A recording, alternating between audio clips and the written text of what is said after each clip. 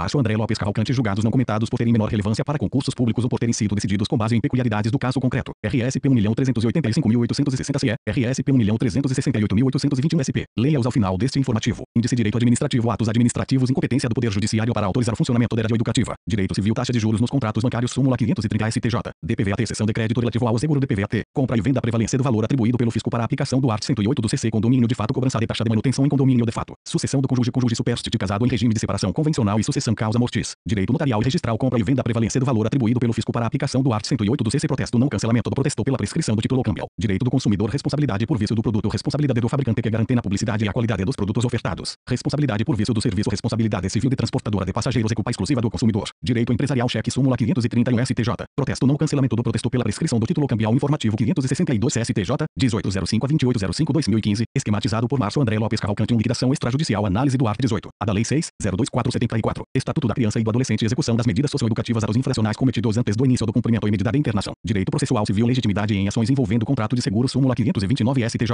as frentes, exequibilidade de multa combinatória de valor superior ao da obrigação principal, sentença parcial, impossibilidade de sentença parcial de mérito, recurso adesivo para majorar quantia indenizatória decorrente de dano moral, recurso especial repetitivo, limites do julgamento submetido ao audito do art. 543 CDO-CPC, execução e penhorabilidade de valores do fundo partidário. Direito penal, regime prisional, vedação da fixação de regime prisional mais severo do que aquele abstratamente imposto. Medidas de segurança, súmula 527 STJ. Lesão corporal qualificado pela deformidade permanente e posterior, cirurgia plástica reparadora. Estelionato, hipótese de inaplicabilidade do princípio da consunção como furto, roubo. Direito processual penal, ação penal, princípio da indivisibilidade da ação penal privada. Competência, súmula 528 STJ. Coisa julgada das condenações transitadas em julgado, sendo uma proferida por juiz ou incompetente. Execução penal, súmula 526 STJ. Remissão de pena em razão de atividade elaborativa extramuros. Informativo 562 STJ, 1805 a 2805/2015. Esquematizado por Márcio André Lopes Cavalcante. 2. Direito administrativo, atos administrativos, incompetência do Poder Judiciário para autorizar o funcionamento de rádio educativa. O Poder Judiciário não tem competência para autorizar, ainda que a título precário, a prestação de serviço de radiodifusão com finalidade exclusivamente educativa. O art. 223 da CF/88 atribui competência ao Poder Executivo para outorgar e renovar concessão, permissão e autorização, bem como fiscalizar o serviço de radiodifusão sonora de sons e imagens. O funcionamento das rádios educativas, mesmo que a título precário, está definido na legislação infraconstitucional, em portaria do Ministério das Comunicações e em portaria interministerial do Ministério das Comunicações e do Ministério da Educação, exigindo prévia outorga do poder concedente, a qual não pode ser suprida por autorização judicial. STJ 2, a turma. RSP 1.353.341 PE, réu. Min Roberto Martins, julgado em 12 de maio de 2015, info 562. Imagine a seguinte situação hipotética: a Fundação Educação e Música é uma fundação privada que desenvolve projetos ligados à educação. Essa fundação deu início a um processo administrativo junto ao Ministério das Comunicações e à Anatel com o objetivo de conseguir autorização para explorar uma rádio educativa em um pequeno município no interior do país. Houve manifestação favorável dos órgãos técnicos do Ministério das Comunicações e da Anatel. No entanto, apesar disso, o processo está parado há anos sem que seja dada a autorização. Diante disso, a referida fundação propôs ação ordinária contra a União e a Anatel pedindo que elas sejam condenadas a autorizar o funcionamento da rádio, pelo menos provisoriamente, até que haja a decisão administrativa final. A autora argumentou que todos os requisitos legais já foram preenchidos, não havendo justificativa para a inércia da administração pública. O Poder Judiciário poderá conceder o pedido? Não. O Poder Judiciário não tem competência para autorizar a prestação de serviço de radiodifusão, mesmo que a título precário, temporário, e mesmo que a rádio tenha finalidade exclusivamente educativa. A competência para outorgar e renovar concessão, permissão e autorização de rádios e TVs é do Poder Executivo, nos termos do art. 223 da CF/88, art. 223. Compete ao Poder Executivo outorgar e renovar concessão, permissão e autorização para o serviço de radiodifusão sonora e de sons e imagens, observado o princípio da complementaridade dos sistemas privado, público e estatal. As outorgas para a execução dos serviços de radiodifusão com finalidade exclusivamente educativa requerem procedimento administrativo seletivo divulgado pela publicação de avisos de habilitação no Diário Oficial da União, que informam a quantidade de municípios, as sedes das outorgas, bem como convidam os interessados a apresentarem propostas ao Ministério das Comunicações. Desse modo, o funcionamento das rádios educativas exige prévia autorização do Executivo e não cabe ao Judiciário adentrar a esfera de competência daquele poder. Assim, é inviável a concessão de autorização judicial para funcionamento de rádios com finalidade educativa, mesmo que a título precário, por ser essa outorga ato administrativo complexo informativo 562 STJ, 1805 a 2805/2015, esquematizado por Márcio André Lopes Cavalcante. 3. Esse mesmo entendimento pode ser aplicado também para rádios comunitárias. 2. O funcionamento das rádios comunitárias, mesmo que de baixa potência e sem fins lucrativos, exige prévia outorga do poder concedente, a qual não pode ser suprida por autorização judicial, tendo o acórdão recorrido. Quanto ao ponto, contrariado o entendimento legal, jurisprudencial e doutrinário pátrios. 4. Ante a morosidade do poder concedente em analisar o processo administrativo, remanesce ao Judiciário a possibilidade de estipular prazo razoável para que o pleito seja apreciado administrativamente, hipótese que não se aplica ao caso dos autos. Haja vista a inexistência de pedido das associações comunitárias de radiodifusão nesse sentido. STJ 2, a turma. RSP 1.263.560/RS, réu. Min Roberto Martins, julgado em 15 de outubro de 2013. Direito Civil DPVAT, sessão de crédito relativo ao seguro DPVAT. É possível a sessão de crédito relativo à indenização do seguro DPVAT decorrente de morte. STJ 3, a turma. RSP 1.275.391/RS, réu. Min João Otávio de Noronha, julgado em 19 de maio de 2015. Info 562. Noções gerais. O que é o DPVAT? O DPVAT, danos pessoais causados por veículos automotores de via terrestres, é o seguro obrigatório de danos pessoais causados por veículos automotores de via terrestre, ou por sua carga, a pessoas, transportadas ou não. Em outras palavras, qualquer pessoa que sofrer danos pessoais causados por um veículo automotor, ou por sua carga, em vias terrestres, tem direito a receber a indenização do DPVAT. Isso abrange os motoristas, os passageiros, os pedestres ou, em caso de morte, os seus respectivos herdeiros.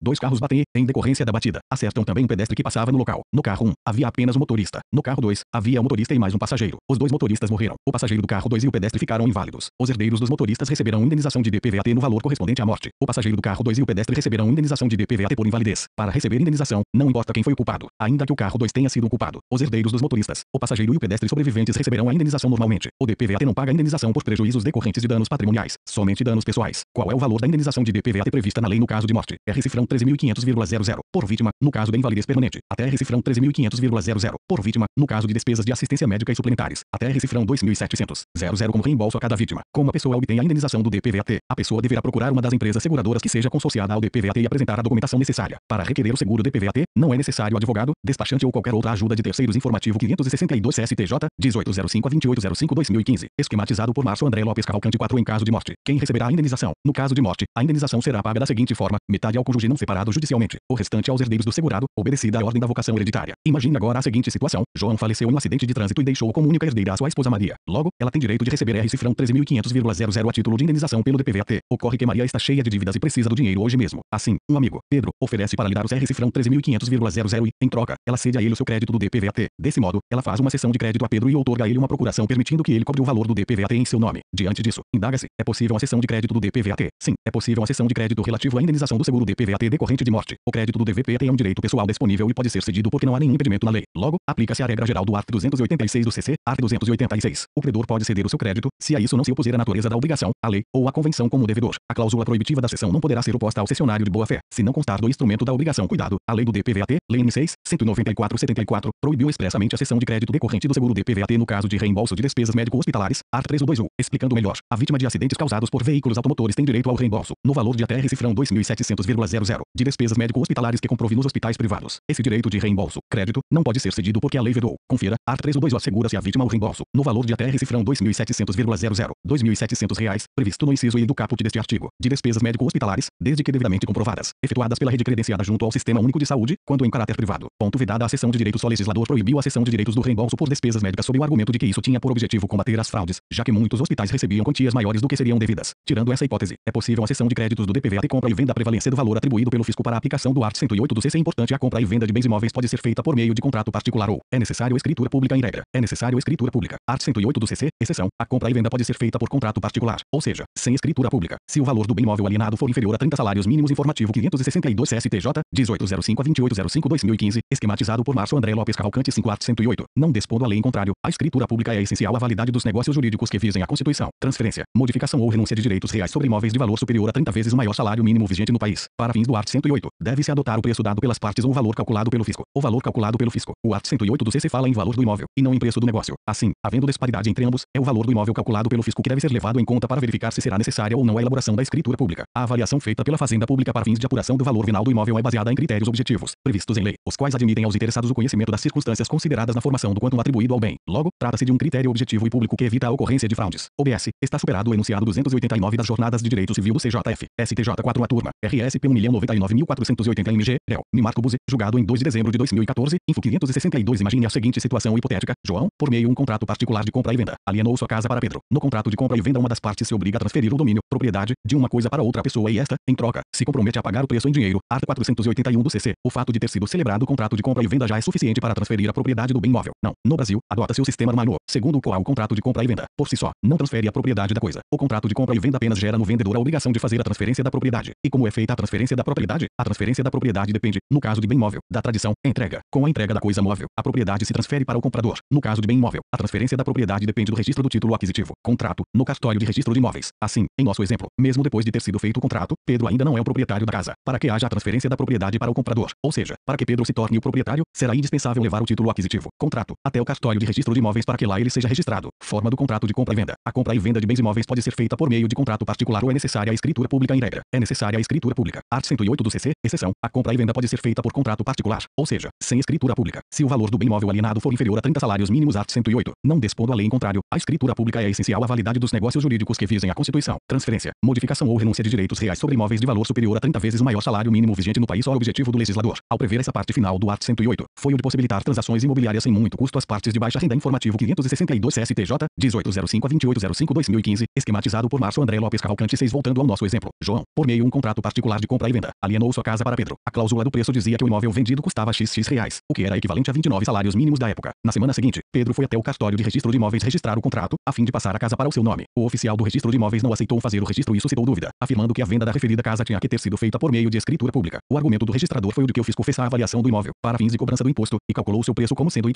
equivalente a 50 salários mínimos. Em outras palavras, no contrato as partes deram um preço inferior a 30 salários mínimos, mas a avaliação do fisco aponta que o valor é acima disso. Para fins do art. 108 do CC, deve-se adotar o preço dado pelas partes ou o valor calculado pelo fisco. O art. 108 do CC fala em, e não em preço do negócio. Assim, havendo disparidade entre ambos, é o valor do imóvel calculado pelo fisco que deve ser levado em conta para verificar se será necessária ou não a elaboração da escritura pública. A avaliação feita pela Fazenda Pública para fins de apuração do valor final do imóvel é baseada em critérios objetivos, previstos em lei, os quais admitem aos interessados o conhecimento das circunstâncias consideradas na formação do quantum atribuído ao bem. Logo, trata-se de um critério objetivo e público. Evitar fraude segundo entendeu o STJ, ao adotar o valor do imóvel calculado pelo fisco, evita-se possíveis fraudes. Isso porque as partes poderiam inserir no contrato um preço para o imóvel bem abaixo do real apenas para fugir da obrigatoriedade da escritura pública, desvirtuando totalmente o espírito e a finalidade da lei, com a exclusiva finalidade de burlar o fisco e não recolher os tributos e emolumentos devidos. Cuidado com o enunciado 289 do CJF. Existe um enunciado da Jornada de Direito Civil do CJF em sentido contrário ao que foi decidido pelo STJ. Confira, o valor calculado pelo fisco, o valor do imóvel enunciado 289, o valor de 30 salários mínimos a que se refere o art. 108 do Código Civil Brasileiro. Ao dispor este sobre a forma pública ou particular dos negócios jurídicos que envolvam bens imóveis, é o atribuído pelas partes contratantes, e não qualquer outro valor arbitrado pela administração pública com finalidade exclusivamente tributária. Ao presente enunciado foi proposto pelo grande doutrinador Silvio de Salvo Venosa, mas encontra-se superado pelo entendimento do STJ. Assim, em provas de concurso ou mesmo na prática forense, não se deve adotar o enunciado, mas sim a decisão do STJ. Caso concreto. Assim, no caso concreto, o oficial de registro de imóveis estava com a razão ao fazer a exigência da escritura pública. Logo, João e Pedro, antes de fazer o registro, terão que procurar um tabelionato de notas e fazer uma escritura pública de compra e venda da casa. De posse dessa escritura, eles irão procurar o registro de imóveis para efetuar a transferência informativo 562 STJ 1805/2805/2015, esquematizado por Márcio André Lopes Cavalcante. 7 Condomínio de fato. Cobrança de taxa de manutenção em condomínio de fato. Importante: as taxas de manutenção criadas por associações de moradores não obrigam os não associados ou que a elas não anuíram. STJ 2 a seção RSP 1.280.871 SP e RSP 1.439.163 SP. Réu Min Ricardo Vilas Boas Cueva. Réu para acórdão Min Marco Buzi, julgados em 11 de março de 2015. Recurso repetitivo Info 562. Condomínio edilício. Ocorre o condomínio edilício quando se tem a propriedade exclusiva de uma unidade autônoma combinada com a copropriedade de outras áreas de um imóvel. Ex 1. Prédio residencial com 6 andares de apartamentos e 2 apartamentos por andar. Tem-se um condomínio edilício, considerando que cada dono do apartamento possui a propriedade exclusiva da sua unidade autônoma, apartamento e as áreas comuns do edifício, piscina, churrasqueira, quadra de esportes etc. pertencem a todos os condôminos. Ex 2. Prédio comercial com várias salas. Se determinado advogado compra uma das salas para servir como seu escritório, ele terá a propriedade individual sobre a sala, unidade autônoma, e a copropriedade sobre as partes comuns, corredores, recepção etc. Ex 3. Condomínio fechado de casas. Condomínio de fato. A custo e a lista de exigências necessárias para se constituir um condomínio edilício é muito grande, especialmente em se tratando de condomínio de casas, devendo ser observados os ditames da Lei N 4.591/64. Em virtude dessa imensa burocracia, se formos pensar em 20 anos atrás, iremos recordar que havia pouquíssimos condomínios edilícios de casas. Na linguagem popular, condomínios fechados de casas. Ou a pessoa morava em um bairro residencial, aberto, sem condomínio, ou, então, em condomínios edilícios de prédios, chamados de condomínio edilício horizontal. Ocorre que a violência no país cresceu bastante, o que fez com que as incorporadoras imobiliárias passassem a oferecer aos consumidores cada vez mais opções de condomínios edilícios de casas. Condomínios fechados de casas, com guarita, vigilantes armados, área de lazer etc. Tais condomínios, no entanto, são em geral muito caros e inacessíveis a boa parte da população. A fim de se proteger da violência, os moradores de alguns bairros residenciais começaram a se reunir e a constituir associações de bairros, recolhendo contribuições dos habitantes daquele conjunto e, com o dinheiro arrecadado, fizeram cancelas nas ruas, contrataram seguranças particulares e aquilo que era um bairro residencial, com acesso livre para qualquer pessoa, transformou-se em um condomínio fechado de casas, com acesso restrito por meio de controle de cancela e portaria. A ideia parece excelente. O problema é que essa transformação é feita sem a observância da Lei do Parcelamento do Solo Urbano, Lei N 6.766/79, do Estatuto das Cidades, Lei N 10.257/2001, e do Plano Diretor do município, já que as exigências burocráticas são imensas e praticamente impossíveis de serem atendidas por um simples grupo de moradores. Além do que, no condomínio edilício de casas, o incorporador compra um terreno e as ruas ali existentes são privadas, particulares, enquanto que no fechamento de um bairro residencial, as casas são privadas, mas as ruas são públicas, bens de uso comum do povo, o que torna ainda mais questionável a regularidade desse fechamento. Tais bairros que se transformam em condomínios fechados, por não atenderem à legislação, não existem juridicamente, sendo por essa razão chamados de condomínios de fato. Diversos municípios têm combatido essa prática e inúmeras ações civis públicas ajuizadas pelo Ministério Público têm sido propostas com o objetivo de acabar com esses condomínios de fato, retirando as cancelas e reabrindo livre acesso às ruas. Informativo 562 STJ 1805/2805/2015, esquematizado por Márcio André Lopes Cavalcante. 8 Taxa de manutenção do condomínio de fato. Para pagar os serviços que serão feitos no condomínio de fato, XS, porteiro, cancela, vigilantes, limpeza etc. É necessário que os moradores façam uma cota mensal. É como se fosse uma taxa condominial semelhante àquelas que são cobradas nos condomínios edilícios. Existe, contudo, uma importante diferença. No condomínio edilício, o pagamento dessa cota é um dever dos condôminos previsto em lei, art. 1336, e, do CC, o condomínio de fato, por outro lado, não existe juridicamente e não há lei obrigando que os moradores arquem com essa quantia. Diante disso, surge o seguinte questionamento: todos os moradores do bairro conjunto habitacional que foi fechado e transformado em um condomínio de fato são obrigados a pagar essa taxa de manutenção? Não. Os moradores que não quiserem se associar ou que não anuíram a constituição desse condomínio de fato não são obrigados a pagar. Em nosso ordenamento jurídico, somente existem duas fontes de obrigações, a lei ou o contrato. No caso concreto, não há lei que obrigue o pagamento dessa taxa. De igual forma, se um morador não quis participar da associação de moradores nem anuiu a formação desse condomínio de fato, ele não poderá ser compelido a pagar. O fato de um morador se beneficiar dos serviços não é suficiente para que ele seja obrigado a pagar. Não haveria um enriquecimento sem causa do morador.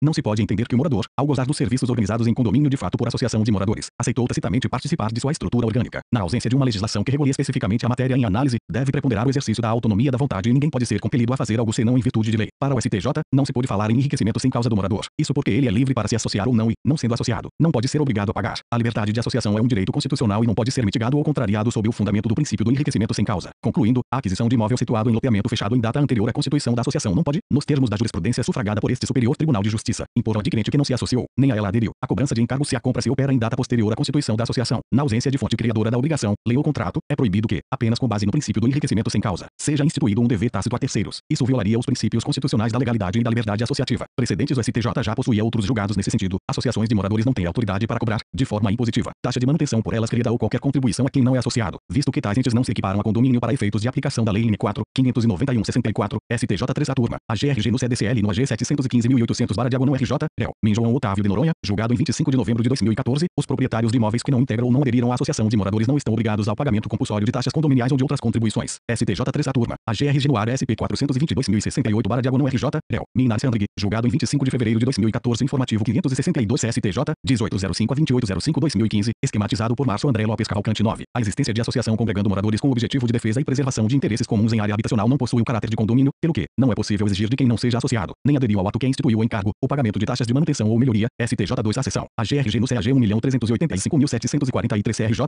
réu, Mimarco Buzzi, julgado em 26.092.012, taxa de juros nos contratos bancários, impossibilidade de se comprovar a taxa de juros efetivamente contratada e a adoção da taxa média de mercado, súmula 530 STJ, nos contratos bancários, na impossibilidade de comprovar a taxa de juros efetivamente contratada, por ausência de pactuação ou pela falta de juntada do instrumento aos autos, aplica-se a taxa média de mercado, divulgada pelo BACEN, praticada nas operações da mesma espécie, salvo se a taxa cobrada for mais vantajosa para o devedor. STJ 2 a seção, aprovada em 13 de maio de 2015, DJ 18 de maio de 2015, contrato de cheque especial. É comum que os bancos, ao oferecerem seus serviços, façam um contrato de abertura de crédito rotativo com seus clientes. Por meio deste contrato de abertura de crédito rotativo, o banco se compromete a disponibilizar determinada quantia, chamada comumente de limite, ao seu cliente, que poderá, ou não, utilizar-se desse valor a título de empréstimo. É vulgarmente conhecimento como cheque especial. A microempresa XXX abriu uma conta corrente no banco B. No meio de todos os papéis que o administrador da empresa assinou estava um contrato de abertura de crédito rotativo, por meio do qual, mesmo que a empresa não tivesse dinheiro em sua conta, ela teria disponível R$ 50 mil para sacar. Este valor, se sacado, constitui-se em um empréstimo, devendo ser devolvido com juros e correção monetária ao banco. Ação de revisão de contrato de cheque especial. Alguns meses depois, a empresa viu-se sem dinheiro próprio em sua conta e, precisando de recursos, utilizou esse limite, sacando o valor a ela disponibilizado pelo banco como cheque especial. Ocorre que a situação financeira da empresa piorou e ela não teve como pagar o banco. O banco enviou uma notificação extrajudicial apresentando o valor total da dívida e ela estava próxima de R$ 100 mil.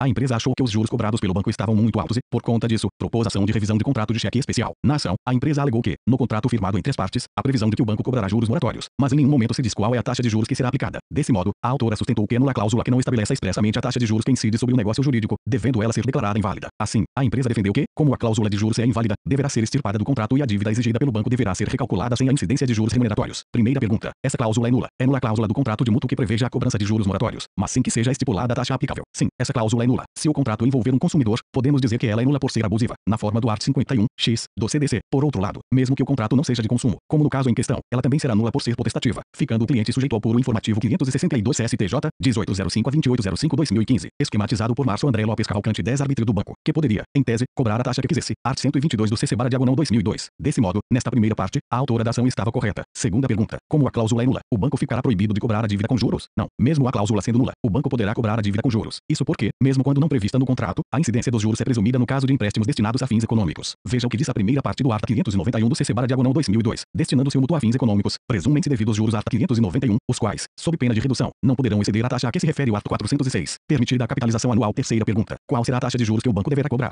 O STJ possui o entendimento de que os juros remuneratórios cobrados pelos bancos não estão sujeitos aos limites impostos pela Lei de Usura, Decreto N. 22.626/33, pelo Código Civil ou por qualquer outra lei. Em outras palavras, não existe lei limitando os juros que são cobrados pelos bancos. STJ 2 a seção, RSP 1.061.530/2030, réu, Minas Andrighi, julgado em 22 de outubro de 2008. Existe também uma súmula antiga do STF que afirma isso. Súmula 596 STF. As disposições do Decreto 22.626 de 1933 não se aplicam às taxas de juros e aos outros encargos cobrados nas operações realizadas por instituições públicas ou privadas, que integram o sistema financeiro nacional diante da ausência de lei que imponha limites aos juros cobrados pelas instituições financeiras. O STJ construiu a seguinte regra: mercado, que é calculada e divulgada pelo Banco Central, BACEN, em sua página na internet. Vale ressaltar que essas taxas são divulgadas de acordo com o tipo de encargo que foi ajustado, prefixado, pós-fixado, taxas flutuantes e índices de preços, com a categoria do tomador, pessoas físicas e jurídicas, e com a modalidade de empréstimo realizada, Trot Money, desconto de duplicadas, desconto de notas promissórias, capital de giro, conta garantida, financiamento imobiliário, aquisição de bens, vendedor, cheque especial, crédito pessoal etc. Em outras palavras, para cada tipo de contrato existe uma média das taxas que estão sendo cobradas pelos bancos naquele mês. Desse modo, o correto é que o contrato bancário traga uma cláusula dizendo expressamente a taxa de juros que será aplicada. No entanto, os juros cobrados pelos bancos devem utilizar como índice a taxa média de caso o contrato bancário não preveja. O STJ determina que deverá, em regra, ser aplicada a taxa média de mercado, divulgada pelo BACEN, praticada nas operações da mesma espécie e adotar essa taxa média é a solução mais adequada porque ela é calculada com base nas informações prestadas por todas as instituições financeiras e, por isso, representa um ponto de equilíbrio nas forças do mercado. Além disso, traz embutida em si o custo médio dos bancos e seu lucro médio, ou seja, um spread médio, RSP 1.102.880/diagonal PR,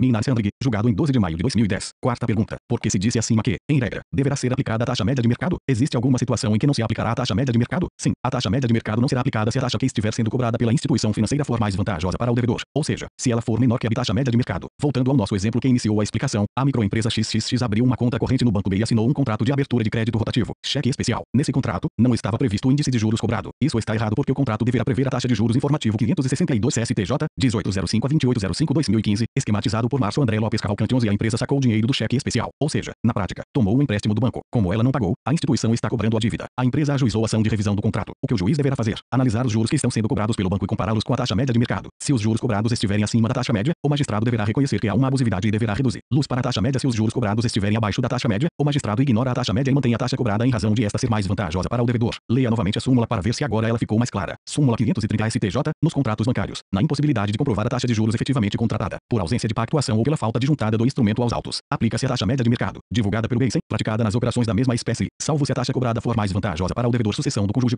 superstite casado em regime de separação convencional e sucessão causa mortis importante ao cônjuge. Qualquer que seja o regime de bens adotado pelo casal, é herdeiro necessário, art. 1845 do CC. No regime de separação convencional de bens, o cônjuge sobrevivente concorre com os descendentes do falecido. A lei afasta a concorrência apenas quanto ao regime da separação legal de bens previsto no art. 1641 do CCSTJ2 a seção RSP 1.382.170 SP, réu, Moura Ribeiro, réu para acórdão Min João Otávio de Noronha, julgado em 22 de abril de 2015, info 562. Se a pessoa morrer e for casada, o cônjuge terá direito à herança. O cônjuge é herdeiro. Sim, o cônjuge é herdeiro necessário, art. 1845 do CC. O cônjuge será considerado herdeiro necessário mesmo que ele e o falecido fossem casados sob o regime da separação de bens? Sim, o cônjuge, qualquer que seja o regime de bens adotado pelo casal, é herdeiro necessário, art. 1845. Exceção, o cônjuge não será herdeiro se, quando houve a morte, o casal estava separado, nos termos do art. 1830 do CC, art. 1830, somente é reconhecido direito sucessório ao cônjuge sobrevivente se, ao tempo da morte do outro, não estavam separados judicialmente, nem separados de fato há mais de 2 anos, salvo prova, neste caso, de que essa convivência se tornara impossível sem culpa do sobrevivente. Esqueça a exceção. Voltemos à regra. O casal não estava separado, ou seja, continua junto. O cônjuge irá herdar se o falecido deixou descendentes. Depende. Aí termos que analisar o regime de bens. A regra está no art. 1829 e, do CC, art. 1829. A sucessão legítima defere-se na ordem seguinte e, aos descendentes, em concorrência com o cônjuge sobrevivente, salvo se casado este com o falecido no regime da comunhão universal ou da separação obrigatória de bens. Art. 1640. Parágrafo único, ou se, no regime da comunhão parcial, o autor da herança não houver deixado bens particulares. Informativo 562 STJ, 1805/2805/2015. Esquematizado por Márcio André Lopes Cavalcante 12. Esse inciso é muito confuso e mal redigido, o que gera bastante polêmica na doutrina e jurisprudência. O que se pode extrair dele é o seguinte: o cônjuge é herdeiro necessário, mas há situações em que a lei deu primazia, preferência, para os descendentes do morto. Assim, foram previstos alguns casos em que o herdeiro, a depender do regime de bens, não irá ter direito à herança, ficando esta toda com os descendentes. Vejamos. E, situações em que o cônjuge herda em concorrência com os descendentes e, situações em que o cônjuge não herda em concorrência com os descendentes. Regime da comunhão parcial de bens. Se existirem bens particulares do falecido, regime da separação convencional de bens, é aquela que decorre de pacto antenupcial. Regime da comunhão parcial de bens. Se não havia bens particulares do falecido, regime da separação legal, obrigatória, de bens, é aquela prevista no art. 1641 do CC. Regime da comunhão universal de bens. Observação importante para fins de concurso. O fato de o cônjuge não ter direito à herança, se existirem descendentes do falecido e dependendo do tipo de regime de bens, não faz com que ele, cônjuge, perca sua qualidade de herdeiro necessário. Ele continua sendo chamado de herdeiro necessário mesmo que, eventualmente, no caso concreto, não venha a ter direito à herança. Chamo a atenção para isso porque é o entendimento do STJ e pode ser cobrado na prova. Veja o que disse o Min João Otávio de Noronha e a norma contida no art. 1829 e, do mesmo codex, não altera essa realidade. O que ali está definido são as situações em que o herdeiro necessário cônjuge concorre com o herdeiro necessário descendente. Aí, sim, a lei estabelece que, a depender do regime de bens adotado, tais herdeiros necessários concorrem ou não entre si aos bens da herança, RSP 1.382.170 SP. Qual é a justificativa do legislador para que o herdeiro não concorra com os descendentes nas situações do quadro e, segundo aponta a doutrina, o objetivo foi evitar que o cônjuge tivesse direito à meação e também à herança ao mesmo tempo, fazendo com que ele ficasse em uma situação de muita vantagem em relação aos descendentes. Em outras palavras, havendo descendentes, o legislador não quis que o cônjuge superstite, sobrevivente, fosse, ao mesmo tempo, meio e herdeiro. Veja abaixo a razão em relação a cada um dos regimes. Comunhão universal. Se o casal é casado no regime da comunhão universal, isso significa que, quando a pessoa morre, seu cônjuge tem direito à meação, ou seja, metade dos bens do falecido já pertencem obrigatoriamente ao cônjuge superstite. A outra metade é que será a herança. Ora, o legislador pensou o seguinte: se o cônjuge já vai ter direito à metade dos bens pelo fato de ser meio, não é justo que ele também tenha parte da outra metade em prejuízo dos descendentes. Vamos excluir o cônjuge da herança para que ela fique toda para os descendentes. Comunhão parcial. Assim, se ele era casado no regime da comunhão parcial de bens, em regra, o cônjuge não terá direito à herança porque o cônjuge já terá direito à meação, metade dos bens. O cônjuge só terá direito à herança quanto aos bens que o falecido deixar e que eram suas coisas particulares. Isso porque os bens particulares do falecido não integram o conceito de meação. Logo, tais bens particulares serão herdados tanto pelo cônjuge como pelos descendentes. Eles dividirão o concorrerão percebam, a lei não afasta a condição de herdeiro necessário do cônjuge nos casos em que não admite a concorrência. Simplesmente atribui ao descendente a primazia na ordem da vocação hereditária. Informativo 562 CSTJ, 1805 a 2805/2015, esquematizado por Márcio André Lopes Cavalcante. 13. Separação legal obrigatória. O regime da separação legal obrigatória é aquele no qual a lei impõe a sua adoção pelo fato de as pessoas estarem casando em determinadas situações em que o legislador considerou arriscadas ao patrimônio de um dos nubentes. Tais hipóteses estão previstas no art. 1641 do CC. Por isso, a lei impõe que os patrimônios fiquem separados. Pensando nisso, o legislador entendeu que, se tais patrimônios deverão ficar separados quando em vida, é natural que eles também fiquem separados quando houver a morte do a marido, mulher e existirem descendentes. E o regime da participação final nos aquestos. Houve uma falha do legislador, que não previu como fica a sucessão do cônjuge em caso do regime da participação final nos aquestos. Diante disso, a doutrina majoritária afirma que deverá ser aplicada, por analogia, a mesma regra da comunhão parcial de bens. Assim, em regra, o cônjuge não herdará, porque ele já irá receber ameação, salvo se houver bens particulares. Existindo bens particulares, ele terá direito de participar da herança desses bens particulares. Existe um enunciado do CJF nesse sentido, enunciado 270 CJF. O art. 1829, inciso I, só assegura ao cônjuge sobrevivente o direito de concorrência com os descendentes do autor da herança quando casados no regime da separação convencional de bens ou, se casados nos regimes da comunhão parcial ou participação final nos aquestos, o falecido possuísse bens particulares, hipóteses em que a concorrência restringe-se a tais bens, devendo os bens comuns, meiação, ser partilhados exclusivamente entre os descendentes se o falecido morrer e não tiver descendentes. Aí teremos que analisar os demais incisos do art. 1829. Resumindo, se o falecido tiver deixado descendentes, o cônjuge superstite poderá ou não concorrer com eles na divisão da herança. Teremos que analisar o regime de bens se o falecido não tiver deixado descendentes, mas houver ascendentes. O cônjuge superstite irá concorrer com eles. Não importa mais o regime de bens se o falecido não tiver deixado nem descendentes nem ascendentes. O cônjuge superstite irá ficar com toda a herança para si. Não importa mais o regime de bens. Ponto. Se o falecido não tiver deixado nem descendentes nem ascendentes nem cônjuge, a herança ficará com os colaterais até 4 graus. Se o falecido não tiver deixado nem descendentes nem ascendentes nem cônjuge nem colaterais até o 4 grau, a herança será declarada vacante, vaga, e passará ao patrimônio do município. Ou DF. Ponto. Direito notarial registral. Compra e venda. A prevalência do valor atribuído pelo fisco para a aplicação do art. 108 do CC. Importante: a compra e venda de bens imóveis pode ser feita por meio de contrato particular ou é necessário escritura pública. Em regra, é necessário escritura pública. Art. 108 do CC. Exceção: a compra e venda pode ser feita por contrato particular, ou seja, sem escritura pública, se o valor do bem imóvel alienado for inferior a 30 salários mínimos. Informativo 562 CSTJ, 1805 a 2805/2015, esquematizado por Márcio André Lopes Cavalcante. 14. Art. 108. Não dispondo a lei em contrário, a escritura pública é essencial à validade dos negócios jurídicos que visem a constituição, transferência, modificação ou renúncia de direitos reais sobre imóveis de valor superior a 30 vezes o maior salário mínimo vigente no país. Para fins do art. 108, deve-se adotar o preço dado pelas partes ou o valor calculado pelo fisco. O valor calculado pelo fisco. O art. 108 do CC fala em valor do imóvel, e não em preço do negócio. Assim, havendo disparidade entre ambos, é o valor do imóvel calculado pelo fisco que deve ser levado em conta para verificar se é necessária ou não a elaboração da escritura pública. A avaliação feita pela Fazenda Pública para fins de apuração do valor venal do imóvel é baseada em critérios objetivos, previstos em lei, os quais admitem aos interessados o conhecimento das circunstâncias consideradas na formação do quantum atribuído ao bem. Logo, trata-se de um critério objetivo e público que evita a ocorrência de fraudes. OBS. Está superado o enunciado 289 das Jornadas de Direito Civil do CJF. STJ 4 a turma. RSP 1.099.480 MG. Réu. Nimarco Buzzi. Julgado em 2 de dezembro de 2014. Info 562.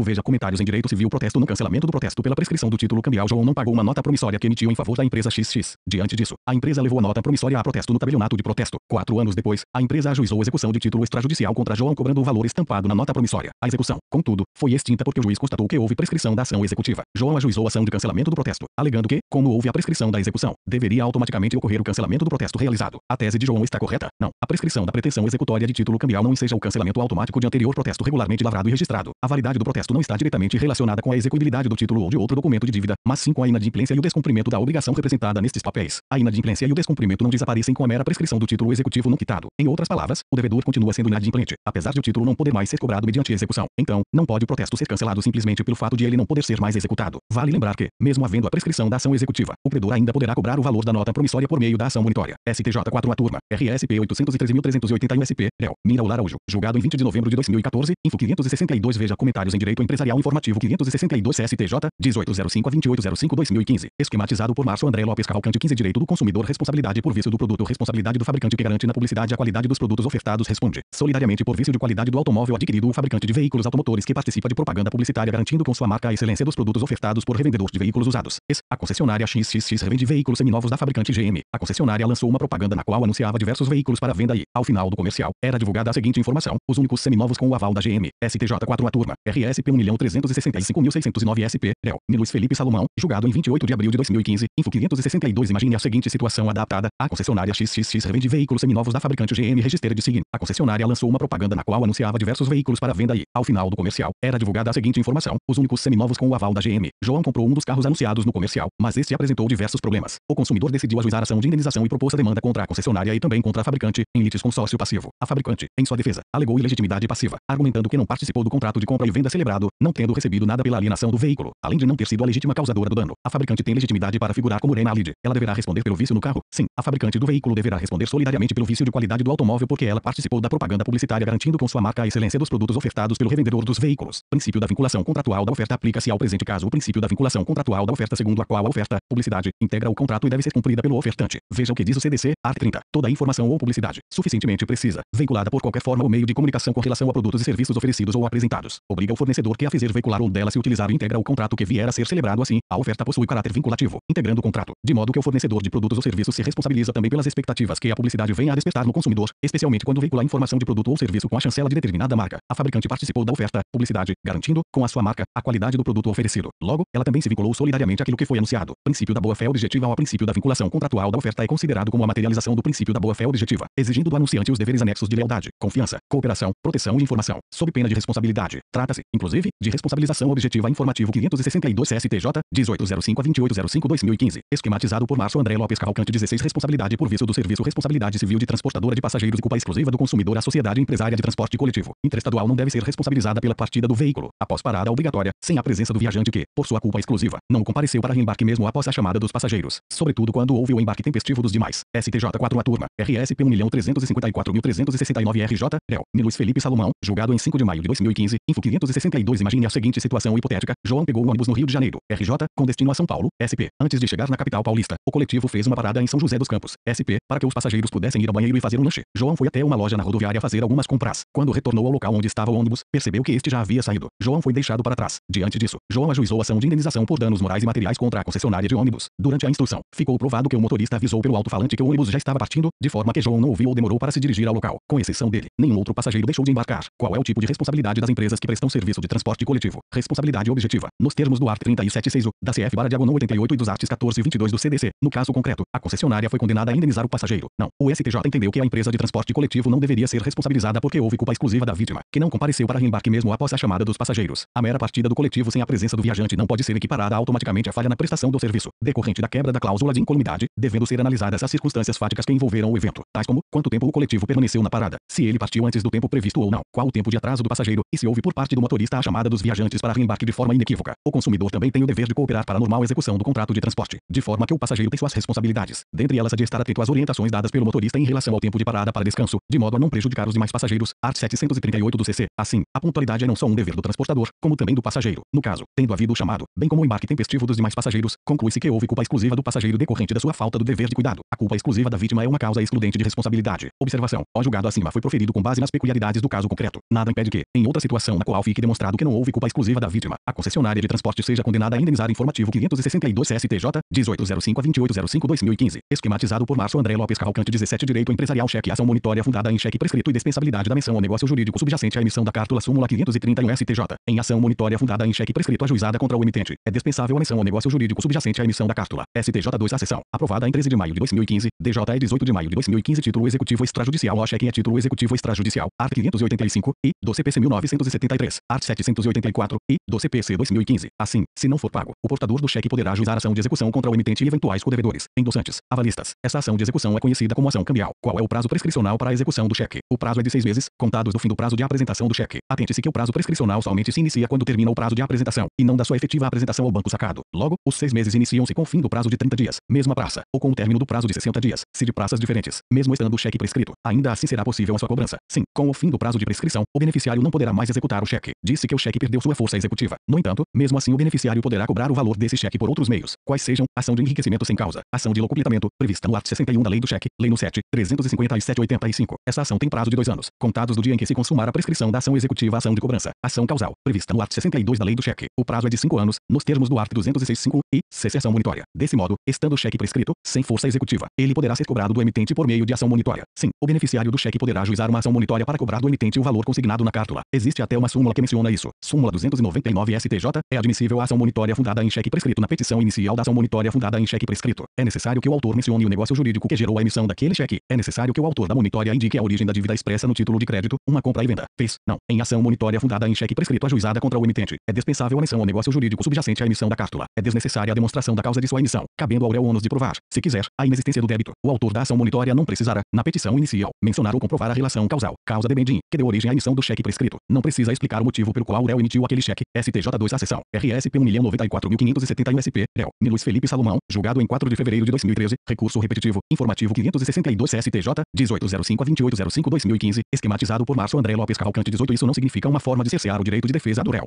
Não há cerceamento de defesa, pois o demandado poderá, nos embargos à monitória, nome da defesa na ação monitória, discutir a causa dependi. Na ação monitória a inversão da iniciativa do contraditório, cabendo ao demandado a faculdade de opor embargos à monitória, suscitando toda a matéria de defesa, visto que recai sobre ele o ônus probatório. Cabe ao réu o ônus de provar, se quiser, a inexistência do débito. Qual é o prazo máximo para ajuizar a ação monitória de cheque prescrito? Súmula 503 STJ, o prazo para ajuizamento de ação monitória em face do emitente de cheque sem força executiva é quinquenal, a contar do dia seguinte à data de emissão estampada na cartula protesto no cancelamento do protesto pela prescrição do título cambial. João não pagou uma nota promissória que emitiu em favor da empresa XX. Diante disso, a empresa levou a nota promissória a protesto no tabelionato de protesto. 4 anos depois, a empresa ajuizou execução de título extrajudicial contra João cobrando o valor estampado na nota promissória. A execução, contudo, foi extinta porque o juiz constatou que houve prescrição da ação executiva. João ajuizou a ação de cancelamento do protesto, alegando que, como houve a prescrição da execução, deveria automaticamente ocorrer o cancelamento do protesto realizado. A tese de João está correta? Não. A prescrição da pretensão executória de título cambial não enseja o cancelamento automático de anterior protesto regularmente lavrado e registrado. A validade do protesto não está diretamente relacionada com a execuibilidade do título ou de outro documento de dívida, mas sim com a inadimplência e o descumprimento da obrigação representada nestes papéis. A inadimplência e o descumprimento não desaparecem com a mera prescrição do título executivo não quitado. Em outras palavras, o devedor continua sendo inadimplente, apesar de o título não poder mais ser cobrado mediante execução. Então, não pode o protesto ser cancelado simplesmente pelo fato de ele não poder ser mais executado. Vale lembrar que, mesmo havendo a prescrição da ação executiva, o credor ainda poderá cobrar o valor da nota promissória por meio da ação monitória. STJ 4 a turma, RSP 813.381 SP, réu, Mira Araújo, julgado em 20 de novembro de 2014, info 562. Imagine a seguinte situação hipotética: João não pagou uma nota promissória que emitiu em favor da empresa XX. Diante disso, a empresa levou a nota promissória a protesto no tabelionato de protesto. 4 anos depois, a empresa ajuizou execução de título extrajudicial contra João cobrando o valor estampado na nota promissória à execução. Contudo, foi extinta porque o juiz constatou que houve prescrição da ação executiva. OBS. O prazo prescricional para a execução da nota promissória contra o emitente ou avalista é de 3 anos. Nos termos do art. 70 da Lei Uniforme, ação de cancelamento de protesto. João ajuizou ação de cancelamento do protesto alegando que, como houve a prescrição da execução, deveria automaticamente ocorrer o cancelamento do protesto realizado. Informativo 562 STJ, 1805 a 2805/2015. Esquematizado por Márcio André Lopes Cavalcante 19. A tese de João está correta. O devedor pode exigir o cancelamento do protesto do título cambial, regular e oportunamente lavrado, após prescrito o título e subtraído deste a força executiva. Em outras palavras, desaparecida a relação cambial, pela prescrição do título, ainda que não saldada a dívida, deve ser cancelado o protesto regularmente realizado. Não. A prescrição da pretensão executória de título cambial não enseja o cancelamento automático de anterior protesto regularmente lavrado e registrado. A validade do protesto não está diretamente relacionada com a execuibilidade do título ou de outro documento de dívida, mas sim com a inadimplência e o descumprimento da obrigação representada nestes papéis. A inadimplência e o descumprimento não desaparecem com a mera prescrição do título executivo não quitado. Em outras palavras, o devedor continua sendo inadimplente, apesar de o título não poder mais ser cobrado mediante execução. Então, não pode o protesto ser cancelado simplesmente pelo fato de ele não poder ser mais executado. Vale lembrar que, mesmo havendo a prescrição da ação executiva, o credor ainda poderá cobrar o valor da nota promissória por meio da ação monitória. Veja a doutrina de Marley Tomasetti. Embora tenha um termo inicial, após o vencimento do título, não se pôde visualizar um termo final para a realização do protesto por falta de pagamento. Vale dizer, ele pode ser feito a qualquer momento, enquanto existir uma dívida para ser paga, mesmo que já tenha ocorrido até a prescrição da execução. Se a dívida ainda existe, pois pode ser cobrada pela ação de locupletamento, o protesto será legítimo. Destaque-se que, ao contrário dos registros em cadastros de inadimplentes, não há prazo fixado para que o protesto seja cancelado, isto é, o decurso do prazo não é motivo suficiente para o cancelamento do protesto. O efeito da inscrição em cadastros de inadimplentes terá a duração de 5 anos ou até a prescrição da cobrança da obrigação, mas isso não cancela, por si só, o protesto realizado, nem a prescrição da eventual pretensão executória é motivo para o cancelamento do protesto. Curso de Direito Empresarial, Vol 2, 4 AD, São Paulo, Atlas, 2013, P167 e P175. Liquidação extrajudicial. Análise do art. 18. A da Lei 6.024/74 que está em processo de liquidação extrajudicial. O juiz extinguiu o processo sem resolução do mérito afirmando que havia impossibilidade jurídica do pedido, já que o art. 18. A da Lei 6.024/74 proibiria a propositura de novas ações após o início da liquidação. Art. 18. A decretação da liquidação extrajudicial produzirá, de imediato, os seguintes efeitos: a suspensão das ações e execuções iniciadas sobre direitos e interesses relativos ao acervo da entidade liquidanda, não podendo ser intentadas quaisquer outras, enquanto durar a liquidação. Agiu corretamente o juiz. Não. A suspensão das ações e execuções ajuizadas em desfavor de instituições financeiras sob regime de liquidação extrajudicial e a proibição da propositura de novas demandas após o decreto de liquidação. Art. 18. A da Lei 6.024/74 não alcançam as ações de conhecimento voltadas à obtenção de provimento judicial relativo à certeza e liquidez do crédito. Em outras palavras, esse dispositivo não suspende nem impede a propositura de ações que tenha como objetivo conseguir ainda um título executivo, ou seja, conseguir a certeza e liquidez de um crédito que o autor alega possuir contra a entidade. João ajuizou ação de indenização por danos morais e materiais contra o plano de saúde XXX. Informativo 562 STJ, 1805 a 2805/2015. Esquematizado por Márcio André Lopes Cavalcante 20. Se o autor ainda não tem uma declaração judicial acerca do pretenso crédito, não tem um título executivo, ele não poderá habilitar esse crédito no procedimento administrativo de liquidação extrajudicial. Logo, se essa proibição do art. 18 ao alcançasse, ele não teria como habilitar o crédito nem teria como conseguir o título. Ficaria, portanto, sem alternativa. STJ 3 a turma, RSP 1.298.237 DF, réu,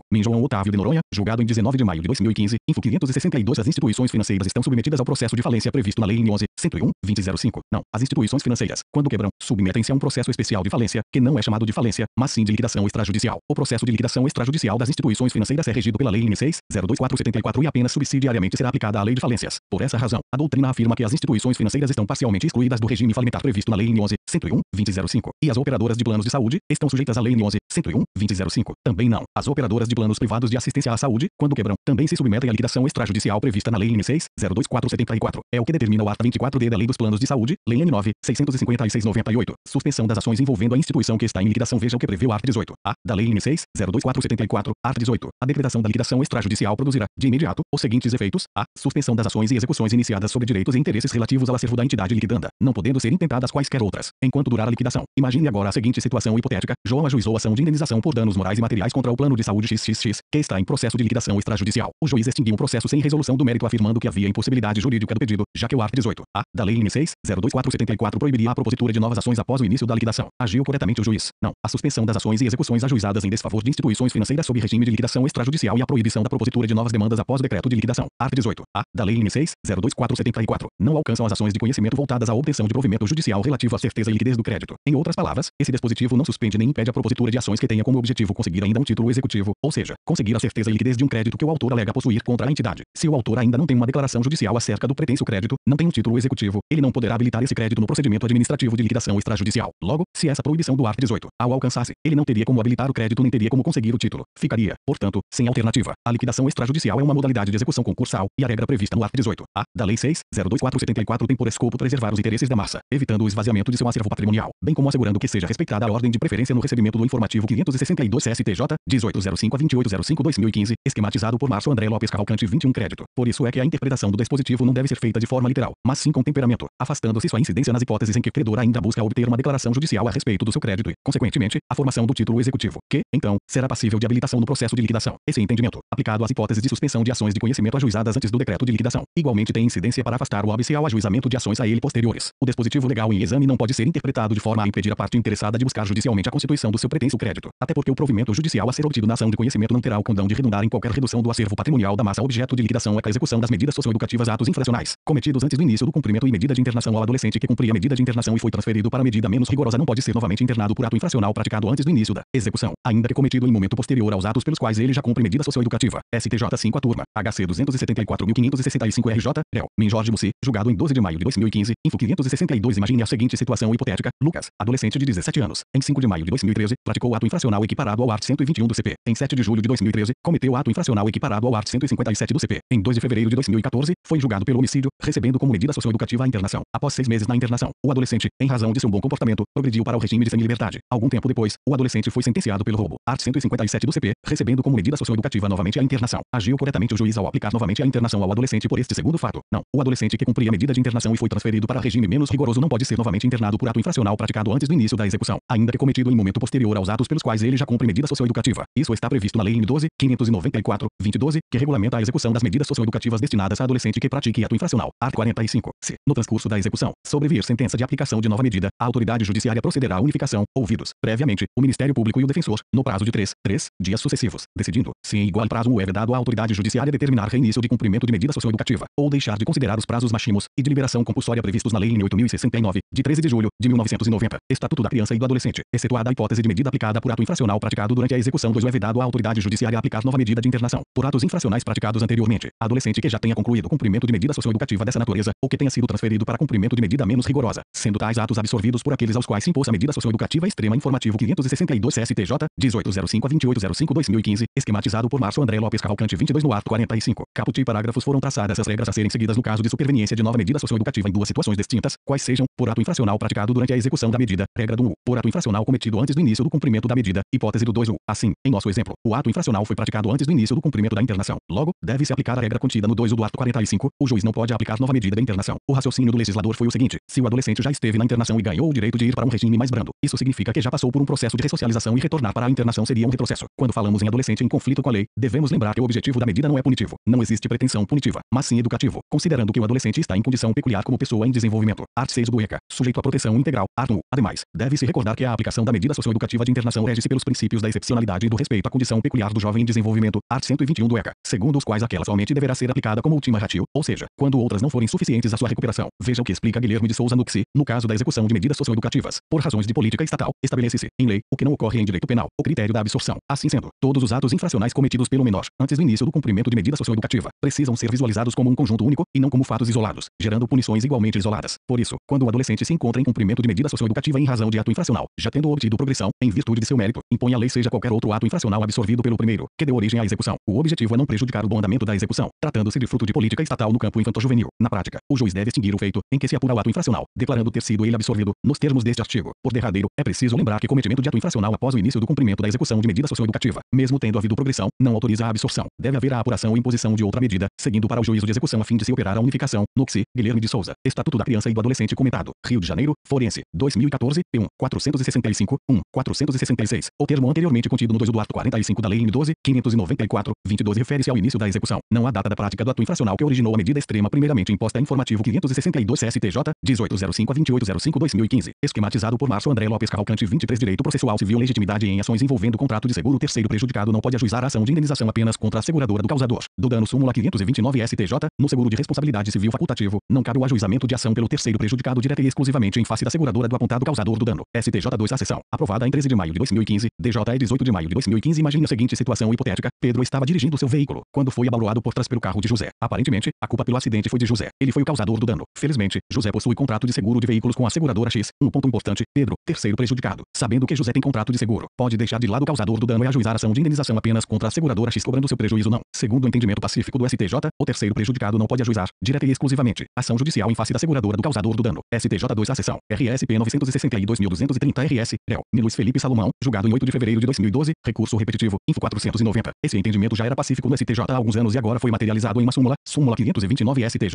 No seguro de responsabilidade civil facultativo, não cabe o ajuizamento de ação pelo terceiro prejudicado direta e exclusivamente em face da seguradora do apontado causador do dano. OBS. A súmula fala em seguro de responsabilidade civil facultativo para deixar claro que está tratando daquele seguro que os proprietários de carro fazem espontaneamente com a seguradora. O objetivo foi deixar claro que a súmula não está tratando sobre o seguro DPVAT, que é um seguro obrigatório de danos pessoais causados por veículos automotores de via terrestre. Quais os principais argumentos utilizados pelo STJ para chegar à conclusão exposta na súmula? A obrigação da seguradora de ressarcir os danos sofridos por terceiros pressupõe a responsabilidade civil do segurado. Em outras palavras, a seguradora só paga ao terceiro prejudicado se o segurado teve culpa pelo acidente. Como regra, não se pode reconhecer a responsabilidade civil do segurado em um processo judicial sem que ele tenha participado. Sob pena de ofensa ao devido processo legal e a ampla defesa, a obrigação da seguradora está sujeita à condição suspensiva, que não se implementa pelo simples fato de ter ocorrido o sinistro, mas somente pela verificação da eventual obrigação civil do segurado ao seguro de responsabilidade civil facultativo numa espécie de estipulação a favor de terceiro alheio ao negócio. O indivíduo que faz o seguro de veículos não contrata a seguradora para pagar uma indenização em favor de terceiros. O segurado contrata a seguradora para que esta cubra os prejuízos que ele, segurado, for obrigado a pagar. Assim, disse que quem sofre o prejuízo é o causador do dano e esse prejuízo é garantido, pago, pela seguradora ao ajuizamento direto e exclusivamente contra a seguradora ofende os princípios do contraditório e da ampla defesa, pois Saré, seguradora, não teria como defender-se dos fatos expostos na inicial, especialmente no que tange à descrição e aos detalhes do sinistro. Acidente informativo 562 STJ, 1805 a 2805 2015, esquematizado por Márcio André Lopes Cavalcante. 24 O ajuizamento direto e exclusivamente contra a seguradora inviabiliza, também, que a seguradora possa discutir no processo eventuais fatos extintivos da cobertura securitária, pois, a depender das circunstâncias em que o segurado se envolveu no sinistro, poderia a seguradora eximir-se da obrigação contratualmente assumida. É o caso, por exemplo, do contrato de seguro que diz que se o segurado estava embriagado, a seguradora se isenta da obrigação contratual. Se o segurado não está na lide, tais discussões não poderão ser suscitadas pela seguradora. Essa é a explicação da súmula. Se você queria entendê-la, até aqui está bom. No entanto, abaixo vou aprofundar um pouco mais o tema com dois tópicos importantes. 2 O ponto importante, vamos supor outra hipótese. Pedro ajuizou a ação de indenização apenas contra José cobrando as despesas do conserto. José poderá fazer a denunciação da lide à seguradora, sim, nos termos do art. 70 e do CPC 1973, art. 125 e do CPC 2015, art. 70. A denunciação da lide é obrigatória e aquele que estiver obrigado, pela lei ou pelo contrato, a indenizar, em ação regressiva, o prejuízo do que perder a demanda art. 125. É admissível a denunciação da lide, promovida por qualquer das partes, e aquele que estiver obrigado, por lei ou pelo contrato, a indenizar, em ação regressiva, o prejuízo de quem for vencido no processo. Desse modo, a seguradora X comparece em juízo aceitando a denunciação da lide feita pelo réu, contestando o mérito do pedido do autor e assumindo, assim, a condição de litisconsorte passiva. É admitida a condenação direta da seguradora denunciada. Em outras palavras, a seguradora denunciada pode ser condenada a pagar diretamente a Pedro, autor da ação, isto é, sem que José pague antes e depois o seguro faça apenas o ressarcimento. Sim, o STJ entende que, em ação de indenização, se o réu, segurado, denunciar a lide à seguradora, esta poderá ser condenada, de forma direta e solidária, a indenizar o autor da ação. Há até um recurso repetitivo com esta conclusão. Em ação de reparação de danos movida em face do segurado, a seguradora denunciada pode ser condenada direta e solidariamente junto com este a pagar a indenização devida à vítima, nos limites contratados na apólice. STJ 2 a seção. RSP 925.130/SP, réu, Luiz Felipe Salomão, julgado em 8 de fevereiro de 2012, recurso repetitivo. Nesta situação acima relatada, o juiz irá condenar José e a seguradora X, de modo que Pedro poderá executar tanto o denunciante, José, como a denunciada, seguradora. Isso é bom porque a vítima não será obrigada a perseguir seu direito somente contra o autor do dano, José, o qual poderia não ter condições de arcar com a condenação. Principais fundamentos do entendimento do STJ: pacificação social, efetividade da tutela judicial prestada, garantia da duração razoável do processo, indenizabilidade plena do dano sofrido. Informativo 562 STJ, 1805 a 2805 2015, esquematizado por Márcio André Lopes Cavalcante. 25 Ressalte, se que a seguradora denunciada terá direito ao contraditório e à ampla defesa, com todos os meios e recursos disponíveis. 3 Ponto importante, vamos agora imaginar uma última hipótese. Pedro poderá ajuizar a ação de indenização contra José e a seguradora X, em litisconsórcio passivo. Sim, é possível o ajuizamento de ação de indenização indenização por acidente de trânsito contra o segurado apontado como causador do dano e contra a seguradora obrigada por contrato de seguro, desde que os réus não tragam aos autos fatos que demonstrem a inexistência ou invalidade do contrato de seguro, nem o causador do dano nem a seguradora negam a existência do seguro ou questionam as cláusulas do contrato. O STJ afirmou que esse ajuizamento contra ambos é possível porque não haverá nenhum prejuízo para a seguradora, considerando que ela certamente seria convocada pelo segurado para compor a lide, por meio de denunciação da lide. STJ 4 a turma, RSP 710.463 CRJ,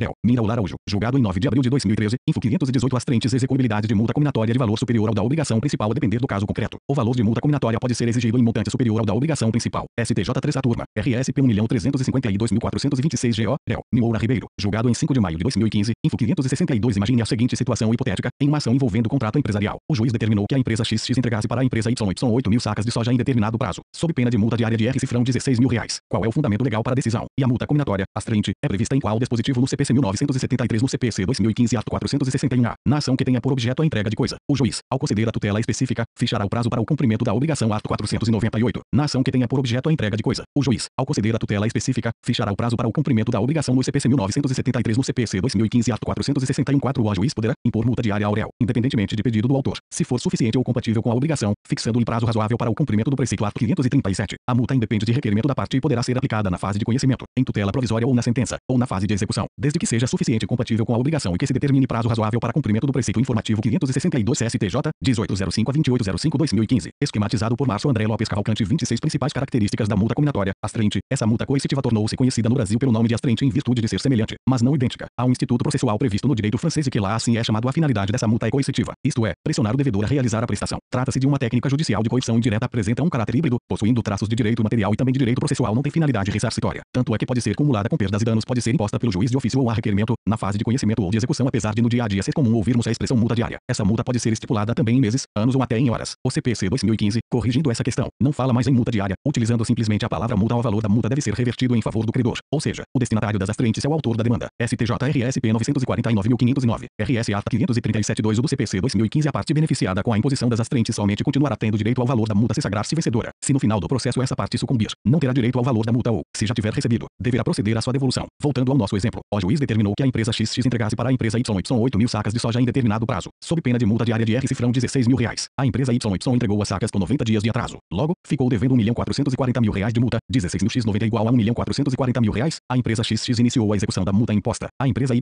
defendeu-se afirmando que a multa fixada estava abusiva, considerando que o preço das 8.000 sacas de soja era R$1.200.000. Em outras palavras, a devedora alegou que o valor da multa deveria ser reduzido porque estava superior à obrigação principal. Em tese, ou seja, na teoria, é possível que o juiz, após o devedor já ter descumprido a multa fixada, reduza o seu valor? Sim, é possível que o juiz, adotando os critérios da razoabilidade e da proporcionalidade, possa limitar o valor da astrente, a fim de evitar o enriquecimento sem causa do exequente. Essa possibilidade está prevista no CPC 1973 no CPC 2015 ato 461-6. O juiz poderá, de ofício, modificar o valor ou a periodicidade da multa, caso verifique que se tornou insuficiente ou excessiva. Ato 537. O juiz poderá, de ofício ou a requerimento, modificar o valor ou a periodicidade da multa vencendo ou excluí-la, caso verifique que, se tornou insuficiente ou excessiva, e o obrigado demonstrou cumprimento parcial superveniente da obrigação ou justa causa para o descumprimento. Como é analisado se o valor da multa é excessivo? Para saber se a multa é excessiva, deve-se analisar o seu valor no momento de sua fixação em comparação com o valor da obrigação principal. Assim, no momento em que a multa é estipulada, o seu valor não pode ser superior ao da obrigação principal. Isso porque não é razoável que o acessório, multa, seja maior que o principal. No entanto, se, no instante em que a multa é fixada, o seu valor é bem abaixo da quantia principal, mas o devedor demora muito para cumprir a determinação, podemos considerar que, neste informativo 562 STJ 1805 a 2805/2015, esquematizado por Márcio André Lopes Cavalcante. 27 caso, a multa não é excessiva, podendo ser cobrada mesmo que após longo tempo de atraso, ela já esteja maior que a obrigação principal. Assim, é possível imaginar situações em que o valor de multa cominatória pode ser exigido em montante superior ao da obrigação principal. Veja um precedente nesse sentido. 1. O ato 461 do Código de Processo Civil permite que o magistrado altere, de ofício ou a requerimento da parte, o valor da multa quando esse se tornar insuficiente ou excessivo, mesmo depois de transitada em julgado a sentença, não havendo preclusão. 2. Isso porque a natureza jurídica das astrentes, medida coercitiva e intimidatória, não admite exegese que a faça assumir um caráter indenizatório, que conduza ao enriquecimento sem causa do credor. O escopo da multa é impulsionar o devedor a assumir um comportamento tendente à satisfação da sua obrigação frente ao credor, não devendo jamais se prestar a compensar este pela inadimplência daquele. RSPN 1.354.913 TO. Relatora a ministra Narcia Andrighi. Terceira turma. DJ 3.152.013. 3. Consoante o entendimento da segunda seção, é admitida a redução do valor da astrente quando a sua fixação ocorrer em valor muito superior ao discutido na ação judicial em que foi imposta, a fim de evitar possível enriquecimento sem causa. Todavia, se a apuração da razoabilidade e da proporcionalidade se faz entre o simples cotejo do valor da obrigação principal com o valor total fixado a título de astrente, inquestionável que a redução do valor da última, pelo simples fato de ser muito superior à primeira, prestigiará a conduta de recalcitrância do devedor em cumprir as decisões judiciais, além do que estimulará os recursos com esse fim a esta corte superior, para a diminuição do valor devido, em total desprestígio da atividade jurisdicional das instâncias ordinárias, que devem ser as responsáveis pela definição da questão, e da própria efetividade da prestação jurisdicional. 5. Sob esse prisma, o valor total fixado a título de astrente somente poderá ser objeto de redução se fixada a multa diária em valor desproporcional e não razoável à própria a prestação que ela objetiva compelir o devedor a cumprir, nunca em razão do simples valor total da dívida, mera decorrência da demora e inércia do próprio devedor. STJ3 a turma, RSP 1.475.157/SC, réu, Marco Aurélio Belize, julgado em 1.892.014. A apuração da razoabilidade e da proporcionalidade do valor da multa diária deve ser verificada no momento de sua fixação em cotejo com o valor da obrigação principal. Com efeito, a redução do montante total a título de astrente, quando superior ao valor da obrigação principal, acaba por prestigiar a conduta de recalcitrância do devedor em cumprir as decisões judiciais, bem como estimular a interposição de recursos com esse fim, em total desprestígio da atividade jurisdicional das instâncias ordinárias. Em suma, deve-se ter em conta o valor da multa diária inicialmente fixada e não o montante total alcançado em razão da demora no cumprimento da decisão. Portanto, a fim de desestimular a conduta recalcitrante do devedor em cumprir decisão judicial, é possível se exigir valor de multa cominatória superior ao montante da obrigação principal. No exemplo dado, era devida a redução da multa. Não, o valor da multa diária imposta, R-cifrão 16.000, não era excessivo no momento de sua fixação, sendo bem inferior ao valor total das sacas de sojas, R-cifrão 1.200.000. O montante foi crescendo em virtude da negativa do devedor em cumprir sua obrigação informativo 562 STJ, 1805 a 2805/2015, esquematizado por Márcio André Lopes Cavalcante. 28 Julgamento parcial. Impossibilidade de julgamento parcial de mérito. CPC 1973.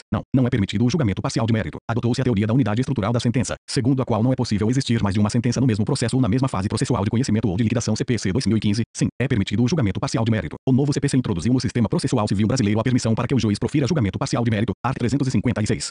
João ajuizou ação de indenização contra determinada empresa pedindo a condenação da réu ao pagamento de R-cifrão 100.000 a título de danos emergentes e R-cifrão 200.000 por lucros cessantes. A empresa apresentou contestação e pediu a realização de perícia para aferir se realmente houve lucros cessantes e qual seria o seu valor exato. Não foi pedida a realização de instrução probatória no que tange aos danos emergentes. Sendo permitida a sentença parcial de mérito, o juiz poderá cindir o feito e julgar desde logo o pedido dos danos emergentes, determinando o prosseguimento do feito quanto ao pedido de lucros cessantes. STJ3 a turma, RSP 1.281.978 RS, réu, Ricardo Vilas Boas Cueva, julgado em 5 de maio de 2015, info 562, é válido o julgamento parcial de mérito. Imagine a seguinte situação hipotética. João ajuizou ação de indenização contra determinada empresa pedindo a condenação da réu ao pagamento de R-cifrão 100.000 a título de danos emergentes e R-cifrão 200.000 por lucros cessantes. A empresa apresentou contestação e pediu a realização de perícia para aferir se realmente houve lucros cessantes e qual seria o seu valor exato. Não foi pedida a realização de instrução probatória no que tange aos danos emergentes. Sentença parcial de mérito. A juiz, entendendo que era a hipótese de prolação de sentença parcial de mérito, com base no princípio da celeridade, cindiu o feito e, em julgamento antecipado, julgou procedente o pedido para condenar a empresa a pagar o valor dos danos emergentes, R-cifrão 100.000. Todavia, como havia a necessidade de instrução probatória, produção de prova pericial, para aferir os lucros cessantes, ele determinou o prosseguimento do feito quanto a esse pedido remanescente. A empresa apresentou apelação contra a decisão afirmando que o juiz, ao agir assim, prolatou o julgamento parcial de mérito e que essa prática não é permitida em nosso sistema processual, razão pela qual a decisão deveria ser declarada nula sendo proferido novo julgamento único. Agiu corretamente o juiz. É válido o julgamento parcial de mérito no CPC 1973, não no CPC 2015, se não é permitido o julgamento parcial de mérito. O CPC 1973 adotou a teoria da unidade estrutural da sentença, segundo a qual não é possível existir mais de uma sentença no mesmo processo ou na mesma fase processual de conhecimento ou de liquidação. É permitido o julgamento parcial de mérito. O CPC 2015 introduziu no sistema processual civil brasileiro a permissão para que o juiz profira julgamento parcial de mérito. Confira o texto legal, art. 356. O juiz decidirá parcialmente o mérito quando um ou mais dos pedidos formulados ou parcela deles. Informativo 562 STJ, 1805 a 2805/2015, esquematizado por Márcio André Lopes Cavalcante. 29 Nas palavras do STJ, não se admite a resolução definitiva fracionada da causa mediante prolação de sentenças parciais de mérito. RSP 1.281.978 RS, Ricardo Vilas Boas Cueva, julgado em 5 de maio de 2015. OBS 1. Vários doutrinadores de peso defendem que, mesmo no CPC 1973, a decisão parcial de mérito já seria admitida com base no art. 273 ou eles sustentem que o 6 do art. 273 do CPC não é, propriamente, tutela antecipada, mas sim uma hipótese de julgamento antecipado parcial da lide. Nesse sentido, Fredi de Dinheiro Júnior, Cássio Scarpinella Bueno, Daniel Mitidiero, Leonardo José Carneiro da Cunha e Joel Dias Figueira Júnior. Essa corrente, contudo, não foi adotada pelo STJ.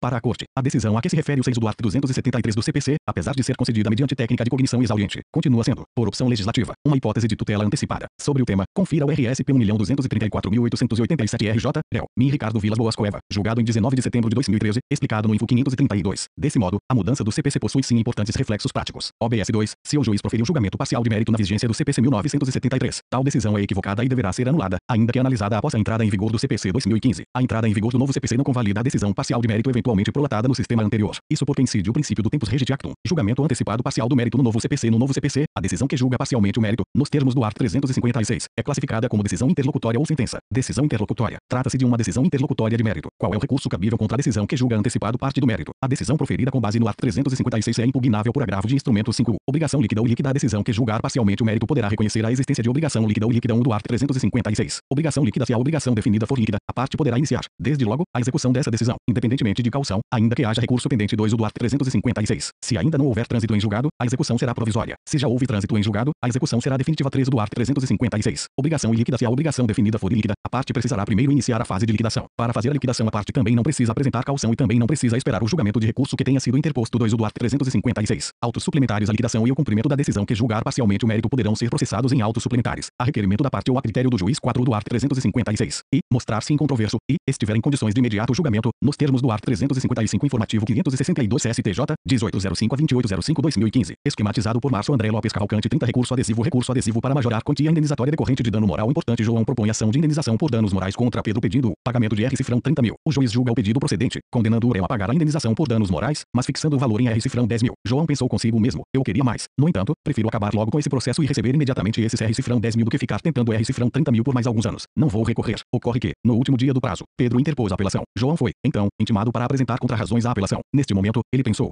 já que ele recorreu, então agora eu também quero recorrer para aumentar o valor da indenização, já que vou esperar mesmo. Então quero tentar uma quantia maior. Diante disso, o advogado de João interpõe recurso adesivo pedindo a majoração do valor da indenização por danos morais. Pedro apresenta contrarrazões alegando que o recurso interposto por João é incabível, considerando que o recurso adesivo só cabe se existir sucumbência recíproca e, no caso, não houve, conforme preconiza a súmula 326 do STJ. Na ação de indenização por dano moral, a condenação em montante inferior ao postulado na inicial não implica sucumbência recíproca. A tese de Pedro está correta? Não. O recurso adesivo pode sim ser interposto pelo autor da ação de indenização julgada procedente, quando arbitrado, a título de danos morais, valor inferior ao que era almejado. Isso porque, neste caso, estará configurado o interesse recursal do demandante em ver majorada a condenação, hipótese caracterizadora de sucumbência material. Realmente, só cabe recurso adesivo se houver sucumbência recíproca, ou seja, se tanto o autor como o réu perderem na sentença. Se o autor pediu a condenação do réu em R-cifrão 30 mil a título de danos morais e conseguiu a condenação em R-cifrão 10 mil, ele ganhou a demanda sob o ponto de vista formal, processual. Não se pode dizer que houve sucumbência formal, já que a providência processual requerida foi atendida, o réu foi obrigado a pagar. No entanto, sob o ponto de vista material, o autor teve sim uma sucumbência parcial, derrota parcial. Isso porque ele não obteve exatamente o bem da vida que pretendia, queria 30 e só teve 10. Logo, neste caso, o autor terá interesse em ver majorada a condenação, hipótese caracterizadora, portanto, da sucumbência material viabilizadora da irresignação recursal. Não se aplica a súmula 326 do STJ porque esse enunciado é baseado na definição da responsabilidade pelo pagamento de despesas processuais e honorários advocatícios. Ele não está relacionado com o interesse recursal. A correta leitura da súmula 326 é a seguinte: para fins de definição de quem irá pagar as despesas processuais e os honorários advocatícios, na ação de indenização por dano moral, a condenação em montante inferior ao postulado na inicial não implica sucumbência recíproca. Logo, se o autor pediu uma quantia a título de danos morais e obteve valor inferior ao desejado, podemos concluir que, sob o ponto de vista formal, ele foi o vencedor da demanda e não terá que pagar as despesas processuais e os honorários advocatícios do réu. Súmula 326 STJ, sob o ponto de vista material, ele foi sucumbente e terá direito de interpor recurso, principal ou adesivo, já que não obteve o exato bem da vida pretendido. STJ, Corte Especial, RSP 1.102.479 RJ,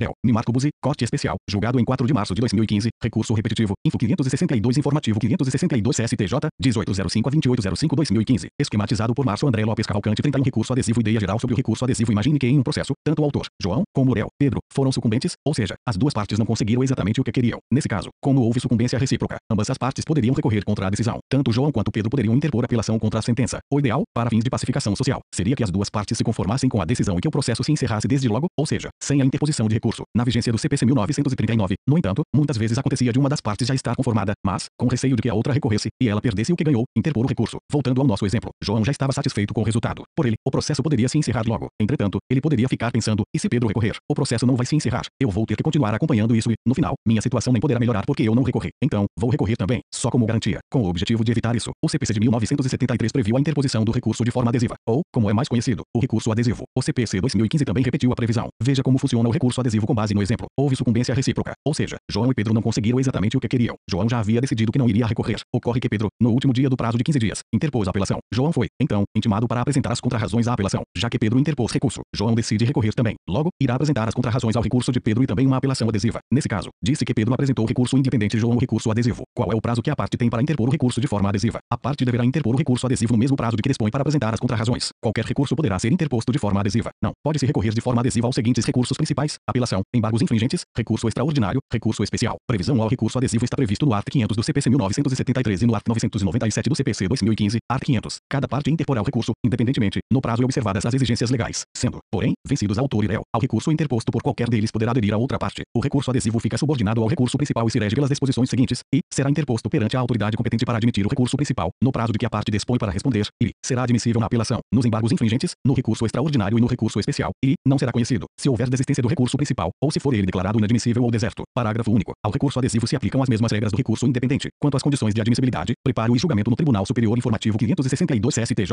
1805-2805-2015, esquematizado por Márcio André Lopes Cavalcante 32 art. 997. Cada parte interporá o recurso independentemente, no prazo e com observância das exigências legais não sendo vencidos autor e réu. Ao recurso interposto por qualquer deles poderá aderir outro dois ou ao recurso adesivo fica subordinado ao recurso independente, sendo-lhe aplicáveis as mesmas regras deste quanto aos requisitos de admissibilidade e julgamento no tribunal, salvo disposição legal diversa, observado, ainda, o seguinte, e será dirigido ao órgão perante o qual o recurso independente fora interposto interposto, no prazo de que a parte dispõe para responder, e será admissível na apelação, no recurso extraordinário e no recurso especial, e não será conhecido, se houver desistência do recurso principal ou se for ele considerado inadmissível o autor que recebe menos do que pediu a título de danos morais é sucumbente. Imagine a seguinte situação hipotética: João propõe ação de indenização por danos morais contra Pedro pedindo o pagamento de R$ 30.000. O juiz julga o pedido procedente, condenando o réu a pagar a indenização por danos morais, mas fixando o valor em R$ 10.000. Desse modo, o réu perdeu a ação, foi sucumbente. Indaga-se, além do réu, pode-se dizer que o autor também foi sucumbente porque o valor que ele pediu não foi acolhido. Pode-se afirmar que houve sucumbência, derrota, recíproca, de ambas as partes para fins de despesas processuais, não para fins de recurso. Sim, segundo o CPC, o litigante que ficou vencido na demanda terá que pagar sozinho as despesas processuais, se houve sucumbência recíproca. Ou seja, se cada litigante for, em parte, vencedor e vencido, as despesas serão proporcionalmente distribuídas entre eles. O STJ entende que, se o autor pediu um determinado valor a título de danos morais e recebeu menos do que desejava, para fins de pagamento das despesas processuais, ele não é considerado como vencido, não perdeu a causa. Em outras palavras, se o autor pediu um valor como danos morais e recebeu menos, não houve sucumbência recíproca. Só o réu perdeu e apenas ele terá que pagar as despesas processuais. Súmula 326 STJ, na ação de indenização por dano moral, a condenação em montante inferior ao postulado na inicial não implica sucumbência recíproca segundo o CPC, o litigante só pode recorrer se ele tiver ficado vencido na demanda, ou seja, se ele perdeu, se houve sucumbência recíproca, ou seja, se cada litigante for, em parte, vencedor e vencido, as duas partes poderão recorrer. O STJ entende que, se o autor pediu um determinado valor a título de danos morais e recebeu menos do que desejava, para fins de recurso, ele é assim considerado como vencido, perdeu a causa. Em outras palavras, se o autor pediu um valor como danos morais e recebeu menos, sob a ótica dos recursos, houve sucumbência recíproca. Neste caso, tanto o réu, que foi condenado, como o autor, que não recebeu tudo o que queria, poderão recorrer. A súmula 326 STJ trata apenas de despesas processuais e honorários advocatícios. Tal enunciado não se aplica para fins de interesse ou legitimidade recursal informativo 562 STJ, 1805 a 2805/2015, esquematizado por Márcio André Lopes Cavalcante 33, autor que recebe menos do que pediu a título de danos morais e recurso adesivo. Voltando ao exemplo que demos acima, o juiz julga o pedido procedente, condenando Pedro a pagar a indenização por danos morais, mas fixando o valor em R$ 10.000. João pensou consigo mesmo: eu queria mais. No entanto, prefiro acabar logo com esse processo e receber imediatamente esses R$ 10.000 do que ficar tentando R$ 30.000 por mais alguns anos. Não vou recorrer. Ocorre que, no último dia do prazo, Pedro interpôs a apelação. João foi, então, intimado para apresentar contra-razões à apelação. Neste momento, ele pensou: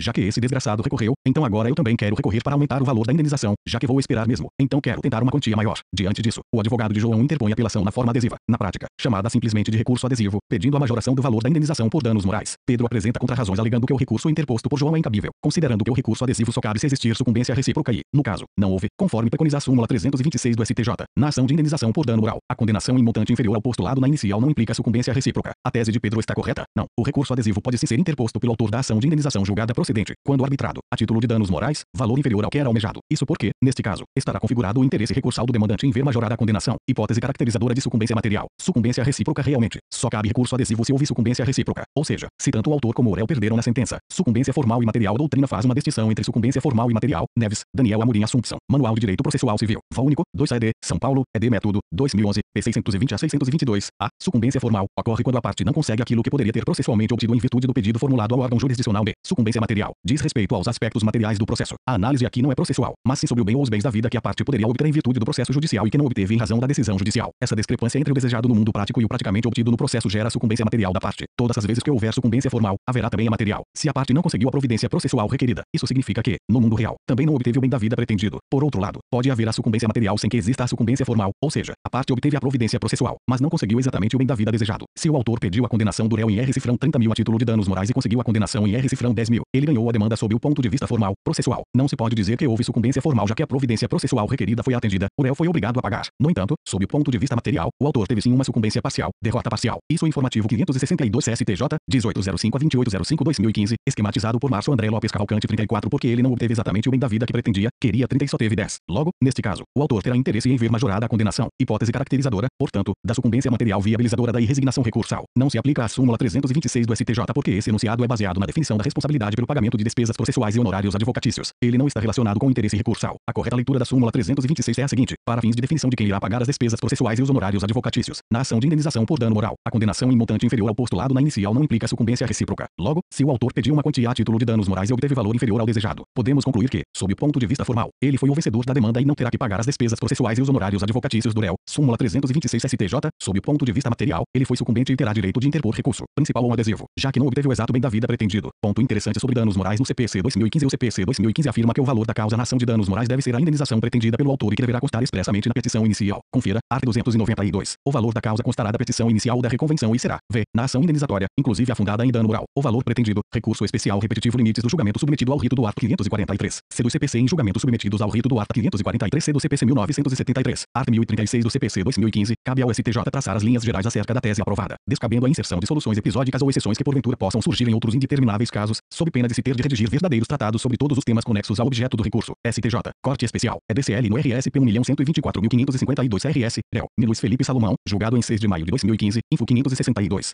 Multiplicidade de recursos extraordinários tratando sobre o mesmo tema. O legislador percebeu que havia no STF e no STJ milhares de recursos que tratavam sobre os mesmos temas jurídicos. Diante disso, a fim de otimizar a análise desses recursos, a Lei no 11.672/2008 acrescentou os artigos 543b e 543c ao CPC, prevendo uma espécie de julgamento por amostragem dos recursos extraordinários e recursos especiais que tiverem sido interpostos com fundamento em idêntica controvérsia ou questão de direito. Julgamento por amostragem. O artigo 543b estabelece o procedimento a ser adotado pelo STF no caso de múltiplos recursos extraordinários tratando sobre o mesmo tema. O artigo 543c, por sua vez, prevê o rito no caso de múltiplos recursos especiais em tramitação no STJ. No CPC 2015 o tema é tratado nos artigos 1036 a 1040. Informativo 562 STJ 1805 a 2805 2015, esquematizado por Márcio André Lopes Cavalcante 35. Fixação de teses. O STJ, ao julgar um recurso especial repetitivo, irá fixar uma tese jurídica, que será aplicada para todos os casos semelhantes, em julgamentos submetidos ao rito do artigo 543c do CPC 1973. Art. 1036 do CPC 2015, cabe ao STJ traçar as linhas gerais acerca da tese aprovada, descabendo a inserção de soluções episódicas ou exceções que porventura possam surgir em outros indetermináveis casos, sob pena de se ter de redigir verdadeiros tratados sobre todos os temas conexos ao objeto do recurso. Em outras palavras, o STJ irá fixar uma tese geral em poucas linhas, como se fosse uma súmula, não sendo necessário que a Corte trate sobre todas as exceções possíveis na definição dessa tese. Execução e penhorabilidade de valores do fundo partidário. Os recursos do fundo partidário são absolutamente impenhoráveis, inclusive na hipótese em que a origem do débito esteja relacionada às atividades previstas no artigo 44 da Lei N. 9.096/95. Fundamento legal. Art. 649, X, do CPC 1973. Art. 833, X, do CPC 2015. A empresa de publicidade XXX ajuizou ação de cobrança contra o partido ZZZ em virtude do não pagamento pela prestação de serviços de marketing eleitoral realizados na campanha. A sentença foi julgada procedente, determinando o pagamento de cifrão R$100.000. Como não houve pagamento voluntário após a condenação, iniciou-se a fase de cumprimento de sentença. O juiz determinou a penhora online e a quantia devida foi penhorada em uma conta bancária em nome do partido político. Após a penhora, o partido apresentou impugnação alegando que a conta bancária onde os valores foram penhorados é utilizada exclusivamente para o recebimento de repasse oriundo do fundo partidário e, portanto, trata-se de verba impenhorável. A alegação do partido político está correta. O CPC estabelece um rol de bens que não podem ser objeto de penhora. Dentre esses, encontram-se previstos os recursos do fundo partidário. STJ 3 a turma. RSP 1.474.605 MS. Réu. Min Ricardo Vilas Boas Cueva. Julgado em 7 de abril de 2015. Info 562. Imagine a seguinte situação hipotética. A empresa de publicidade XXX ajuizou ação de cobrança contra o partido ZZZ em virtude do não pagamento pela prestação de serviços de marketing eleitoral realizados na campanha. A sentença foi julgada procedente, determinando o pagamento de cifrão R$100.000. Como não houve pagamento voluntário após a condenação, iniciou-se a fase de cumprimento de sentença. O juiz determinou a penhora online e a quantia devida foi penhorada em uma conta bancária em nome do partido político. Após a penhora, o partido apresentou impugnação alegando que a conta bancária onde os valores foram penhorados é utilizada exclusivamente para o recebimento de repasse oriundo do fundo partidário e, portanto, trata-se de verba impenhorável. Está correta a tese do partido? Sim. O CPC estabelece um rol de bens que não podem ser objeto de penhora. Dentre esses bens impenhoráveis, encontram-se previstos os recursos do fundo partidário. Veja o que diz o CPC, CPC 1973 CPC 2015 art. 649. São absolutamente impenhoráveis. X. Os recursos públicos do fundo partidário recebidos, nos termos da lei, por partido político. Art. 833. São impenhoráveis. X. Os recursos públicos do fundo partidário recebidos por partido político, nos termos da lei, informativo 562 STJ, 1805 a 2805 2015. Esquematizado por Márcio André Lopes Cavalcante 36. O que é o fundo partidário? O fundo partidário é um valor pago aos partidos políticos para que estes se mantenham. Esse valor provém de várias fontes. A maior parte desses recursos é oriunda do orçamento da União. Isso mesmo, a União dá dinheiro aos partidos políticos, e o restante vem de multas, penalidades, doações e outros recursos financeiros previstos na lei. Para que serve o dinheiro do fundo partidário? Segundo o artigo 44 da Lei N. 9.096/95, os recursos oriundos do fundo partidário serão utilizados pelos partidos políticos para manutenção das sedes e serviços do partido, permitido o pagamento de pessoal, a qualquer título, observado neste último caso o limite máximo de 50% do total recebido, e a propaganda doutrinária e política, e o alistamento e campanhas eleitorais, e v. a criação e manutenção de instituto ou fundação de pesquisa e de doutrinação e educação política, sendo esta a aplicação de, no mínimo, 20% do total recebido, v. a criação e manutenção de programas de promoção e difusão da participação política das mulheres conforme percentual que será fixado pelo órgão nacional de direção partidária, observado o mínimo de 5% do total. Voltando ao exemplo acima, a dívida contraída pelo partido ZZZ foi oriunda de despesas realizadas com a campanha eleitoral, de acordo com o artigo 44, e os recursos do fundo partidário são destinados ao pagamento de gastos com a campanha eleitoral. Diante disso, a empresa de publicidade XXX alegou o seguinte: ora, se a própria lei afirma que os recursos do fundo partidário são utilizados para pagamento de despesas eleitorais, isso significa que, se a execução estiver cobrando o pagamento de despesas eleitorais, então, neste caso, seria possível a penhora das verbas do fundo partidário. Essa tese da empresa de publicidade foi aceita pelo STJ. É possível a penhora dos recursos do fundo partidário se a execução estiver cobrando alguma das despesas do artigo 44 da Lei N. 9.096/95. Não, a tese não foi aceita. Os recursos do fundo partidário são impenhoráveis, inclusive na hipótese em que a origem do débito esteja relacionada às atividades previstas no artigo 44 da Lei N. 9.096/95. O CPC não faz essa distinção, não sendo permitido que seja realizada pelo intérprete de direito penal regime prisional vedação da fixação de regime prisional mais severo do que aquele abstratamente imposto. Importante, atualize seu livro de 2014. Se a pena privativa de liberdade foi fixada no mínimo legal, é possível a fixação de regime inicial mais severo do que o previsto pela quantidade de pena.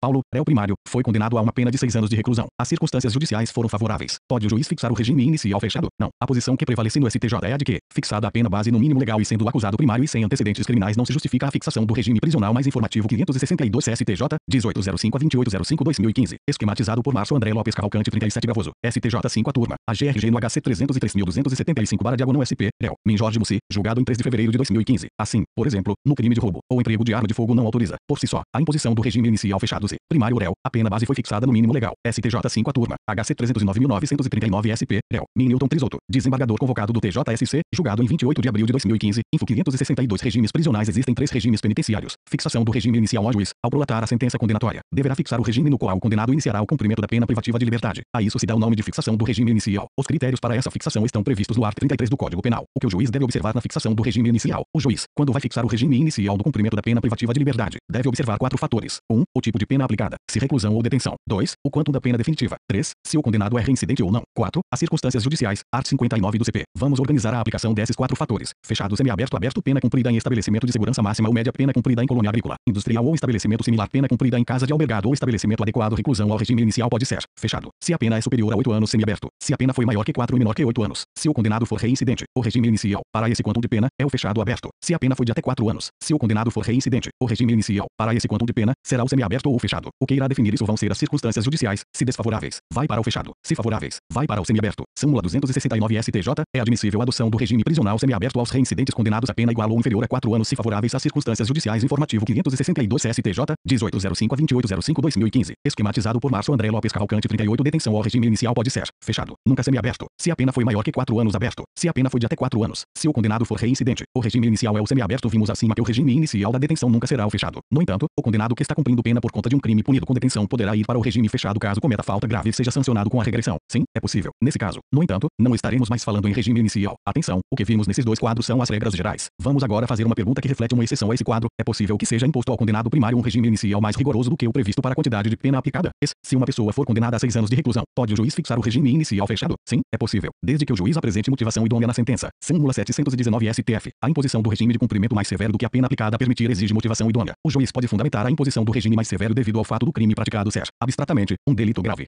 O juiz afirma que, em sua opinião, no caso de tráfico de drogas o regime deve ser o fechado em razão da gravidade desse delito. Não, a opinião do julgador sobre a gravidade em abstrato do crime não constitui motivação idônea para a imposição de regime mais severo do que o permitido segundo a pena aplicada. Súmula 718 STF. O que é considerado, então, motivação idônea para impor ao condenado regime mais gravoso? Exige-se que o juiz aponte circunstâncias que demonstrem que o fato criminoso, concretamente, foi grave. Se as circunstâncias judiciais do artigo 59 forem desfavoráveis, é possível que o juiz se fundamente nesses dados para impor ao condenado regime inicial mais gravoso que o previsto para a quantidade de pena aplicada. Nesse sentido, se as penas base de ambos os crimes são fixadas acima do mínimo legal em face da valoração negativa das circunstâncias do artigo 59 do Código Penal, não há ilegalidade na imposição de regime inicial mais gravoso do que o abstratamente previsto de acordo com a quantidade de pena aplicada. STJ 5 a turma. A GRG no RSP 1.471.969/RN. Réu. Min Jorge Mussi. Julgado em 20 de novembro de 2014.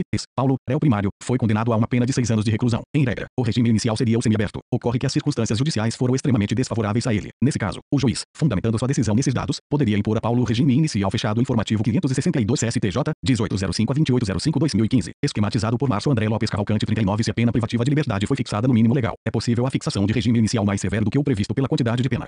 Paulo, réu primário, foi condenado a uma pena de 6 anos de reclusão. As circunstâncias judiciais foram favoráveis. Pode o juiz fixar o regime inicial fechado? Não. A posição que prevalece no STJ é a de que, fixada a pena base no mínimo legal e sendo o acusado primário e sem antecedentes criminais, não se justifica a fixação do regime prisional mais gravoso. STJ 5 a turma. A GRG no HC 303.275/1 SP. Réu. Min Jorge Mussi. Julgado em 3 de fevereiro de 2015. O STJ possui um enunciado no mesmo sentido. Súmula 440 STJ. Fixada a pena base no mínimo legal, é vedado o estabelecimento de regime prisional mais gravoso do que o cabível em razão da sanção imposta. Ponto com base apenas na gravidade abstrata do delito. Esse parece ser também o entendimento do STF. Habeas corpus. Penal. Processual penal. Roubo. Artigo 33(2) do CP. Imposição de regime inicial de cumprimento de pena mais gravoso. Possibilidade. Desde que seja a decisão devida e concretamente fundamentada. Circunstâncias judiciais reconhecidamente favoráveis. Pena base fixada no mínimo legal. Ausência de fundamentação apta ao agravamento do regime prisional. Habeas corpus deferido. 3. A Corte tem entendido que a fixação de regime mais severo do que aquele abstratamente imposto pelo artigo 33(2) do CP não se admite senão em virtude de razões concretamente demonstradas nos autos 4. Ausência, no caso concreto, de fundamentação válida, nas razões de convencimento, para a fixação do cumprimento da pena em regime inicialmente fechado. STF 1 a turma. HC 118.230. Réu. Min Dias Toffoli. Julgado em 8 de outubro de 2013. Outro precedente recente envolvendo agora especificamente o roubo. No crime de roubo, ou emprego de arma de fogo não autoriza, por si só, a imposição do regime inicial fechado Z. Primário réu. A pena base foi fixada no mínimo legal. STJ 5 a turma. HC 309.939 SP. Réu. Min Newton Trisotto. Desembargador convocado do TJSC. Julgado em 28 de abril de 2015. Medidas de segurança. Tempo de duração da medida de segurança. Súmula 527 STJ.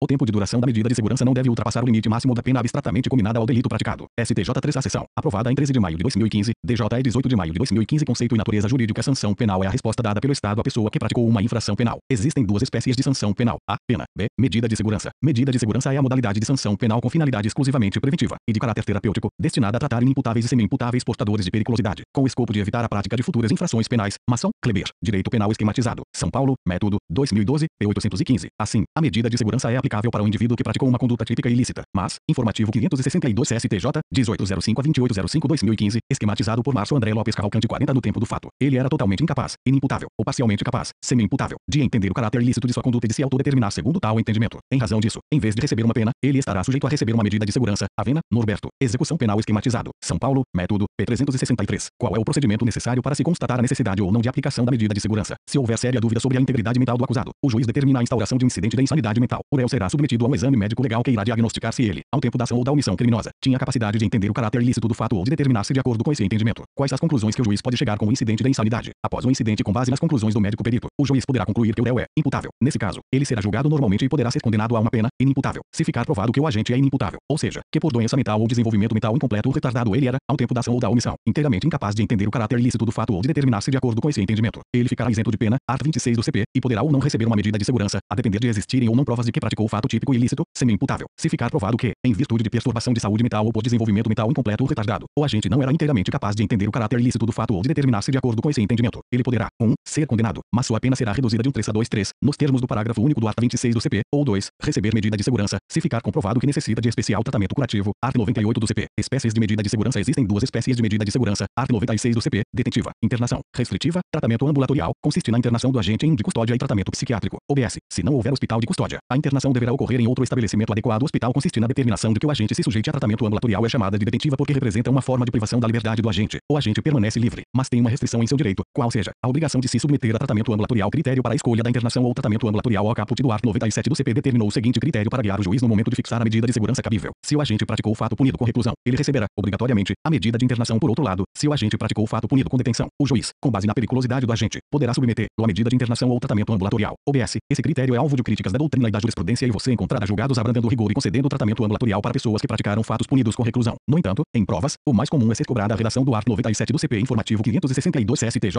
1805 a 2805 2015, esquematizado por Márcio André Lopes Cavalcante 40. Em prazo de duração da medida de segurança, o Código Penal afirma que a medida de segurança será aplicada por tempo indeterminado e que deverá ser mantida enquanto o indivíduo for considerado perigoso. Art. 97. A internação ou tratamento ambulatorial será por tempo indeterminado, perdurando enquanto não for averiguada, mediante perícia médica, a cessação de periculosidade. O prazo mínimo deverá ser de 1 a 3 anos. Desse modo, pela redação literal do CP, a medida de segurança poderia durar por toda a vida do indivíduo, já que, enquanto não ficasse provado que cessou a periculosidade, ele ainda teria que permanecer internado ou em tratamento ambulatorial. Essa leitura do art. 97 do CP é compatível com a CF/88. O prazo de cumprimento da medida de segurança é ilimitado. Não, o prazo de cumprimento da medida de segurança não pode ser ilimitado. Isso porque, conforme vimos acima, a medida de segurança é uma espécie de sanção penal e a CF/88 afirmou expressamente que, em nosso ordenamento jurídico não pode haver penas de caráter perpétuo. Art. 5, XLVI. Quando a Constituição fala em penas de caráter perpétuo, deve-se interpretar a expressão em sentido amplo, ou seja, são proibidas sanções penais de caráter perpétuo, incluindo, portanto, tanto as penas como as medidas de segurança. Desse modo, atualmente, tanto o STJ como o STF afirmam que existe sim prazo máximo de duração das medidas de segurança porque estas possuem caráter punitivo. A pergunta que surge, então, é a seguinte: qual é o prazo máximo de duração das medidas de segurança? Posição do STF, 30 anos. Posição do STJ, máximo da pena abstratamente combinada ao delito praticado. O STF possui julgados afirmando que a medida de segurança deverá obedecer a um prazo máximo de 30 anos, fazendo uma analogia ao art. 75 do CP, e considerando que a CF/88 veda as penas de caráter perpétuo. Art. 75. O tempo de cumprimento das penas privativas de liberdade não pode ser superior a 30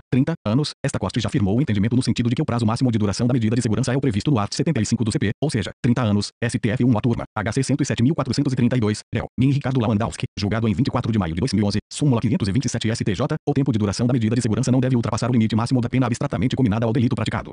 João, inimputável, pratica fato previsto como furto simples. Art. 155, caput, do CP, o juiz aplica a ele medida de segurança de internação. Após 4 anos cumprindo medida de segurança, o magistrado deverá determinar a desinternação de João, considerando que foi atingido o máximo da pena abstratamente combinada para o furto, reclusão, de 1 a 4 anos, e multa. A conclusão do STJ é baseada nos princípios da isonomia e proporcionalidade, proibição de excesso. Não se pode tratar de forma mais gravosa um infrator inimputável quando comparado ao imputável. Ora, se o imputável somente poderia ficar cumprindo a pena até o máximo previsto na lei para aquele tipo penal, é justo que essa mesma regra seja aplicada àquele que recebeu medida de segurança. Informativo 562 CSTJ, 1805 a 2805 2015, esquematizado por Márcio André Lopes Cavalcante 42. Veja como esse assunto já foi cobrado em prova. Juiz TJSP 2014. A medida de segurança deve perdurar enquanto não cessada a periculosidade do agente, não sendo cabível, na espécie, a limitação do período máximo de 30 anos, prevista no art. 75 do Código Penal. Errado. Aprofundando o tema, para fins de concurso, o que foi explicado acima é suficiente. O que será explicado a seguir é uma discussão não consolidada ainda. Imagine que determinado agente está cumprindo medida de segurança e se atingiu o máximo do tempo permitido para cumprimento, 30 anos, para o STF, máximo da pena, para o STJ. A perícia médica, contudo, indica que o agente continua com alto grau de periculosidade. O juiz, mesmo assim, terá que desinterná-lo. Existe alguma medida que poderá ser proposta pelo Ministério Público no caso? Sim, neste caso, o Ministério Público ou os próprios familiares do agente poderão propor ação civil de interdição em face desse agente, cumulada com pedido de internação psiquiátrica compulsória. Em outras palavras, o MP pedirá ao Poder Judiciário que decrete a interdição civil do agente em virtude de ele sofrer de doença mental grave. Art. 1767 CC. Art. 1769 e do CC. Nesta ação, o parquet, além de pedir a interdição, postulará também que o doente fique internado compulsoriamente, com base no art. 6 da Lei no 10.216/2001, que dispõe sobre a proteção e os direitos das pessoas portadoras de transtornos mentais. Veja o que diz o dispositivo. Art. 6. A internação psiquiátrica somente será realizada mediante laudo médico circunstanciado que caracterize os seus motivos. Parágrafo único. São considerados os seguintes tipos de internação psiquiátrica: e internação voluntária, aquela que se dá com consentimento do usuário, e internação involuntária, aquela que se dá sem o consentimento do usuário e a pedido de terceiro, e internação compulsória, aquela determinada pela Justiça. Também poderá ser mencionado o art. 1777 do CC 2002. Art. 1777. Os interditos referidos nos incisos I e V do art. 1767 serão recolhidos em estabelecimentos adequados. Quando não se adaptarem ao convívio doméstico, existem precedentes neste sentido. Em parte, existem precedentes do STJ afirmando que é possível determinar, no âmbito de ação de interdição, a internação compulsória de quem tenha acabado de cumprir medida socioeducativa de internação, desde que comprovado o preenchimento dos requisitos para a aplicação da medida mediante laudo médico circunstanciado, diante da efetiva demonstração da insuficiência dos recursos extra-hospitalares. Nesse sentido, STJ 3A turma, HC 135.271 SP, réu, Min Sidney Bennett, julgado em 17 de dezembro de 2013, info 533, STJ 4A turma, HC 169.172 SP, réu, Min Luiz Felipe Salomão, julgado em 10 de dezembro de 2013, info 533. Veja trecho das emendas. E admitida, com fundamento na Lei 10.216/01, em processo de interdição, da competência do juízo civil, a determinação judicial da internação psiquiátrica compulsória do enfermo mental perigoso à convivência social, assim reconhecido por laudo técnico pericial, que conclui pela necessidade da internação, legalidade da internação psiquiátrica compulsória, observância da Lei Federal N 10.216/01 e do Decreto Estadual N 53.427/08, relativo à aludida internação em unidade experimental de saúde 2, a anterior submissão à medida socioeducativa restritiva da liberdade, devido ao cometimento de infração, correspondente a tipo penal, não obsta a determinação da internação psiquiátrica compulsória após o cumprimento da medida socioeducativa, homicídios cometidos com perversidade de agressão e afogamento em poça d'água contra duas crianças, uma menina de 8 anos e seu irmão, de 5 anos, para acobertar ataque sexual contra elas. Informativo 562 CSTJ, 1805/2805/2015, esquematizado por Márcio André Lopes Cavalcante 43.3, laudos que apontam o paciente como portador de transtorno de personalidade antissocial, TPAS, dissocial, CIDF 60, 2, denota agressividade latente e manifesta, pouca capacidade para tolerar contrariedade ou frustrações, colocando suas necessidades e desejos imediatos pessoais acima das normas, regras e da coletividade, descaso aos valores éticos, morais, sociais ou valorização da vida humana, incapacidade de sentir e demonstrar culpa ou arrependimento, características compatíveis com transtorno de personalidade sociopática aliada à limitação intelectual, podendo apresentar, a qualquer momento, reações anormais com consequências gravíssimas da mesma magnitude dos atos infracionais praticados, sendo indicado tratamento psiquiátrico e psicológico em medida de contenção. STJ 3A turma, HC 135.271/diagonal SP, réu, Min Sidney Bennett, julgado em 17 de dezembro de 2013, 7. A internação compulsória em sede de ação de interdição, como é o caso dos autos, não tem caráter penal, não devendo ser comparada à medida de segurança ou à medida socioeducativa a que esteve submetido no passado o paciente em face do cometimento de atos infracionais análogos a homicídio e estupro. Não se ambiciona nos presentes autos aplicar sanção ao hora paciente, seja na espécie de pena, seja na forma de medida de segurança. Por meio da interdição civil com internação compulsória resguarda-se a vida do próprio interditando e, secundariamente, a segurança da sociedade. STJ 4A turma, HC 169.172/diagonal SP, réu, Min Luiz Felipe Salomão, julgado em 10 de dezembro de 2013, apesar de esses precedentes tratarem sobre internação compulsória de quem acabou de cumprir medida socioeducativa, o raciocínio pode ser também aplicado para aquele que atingiu o máximo previsto na medida de segurança lesão corporal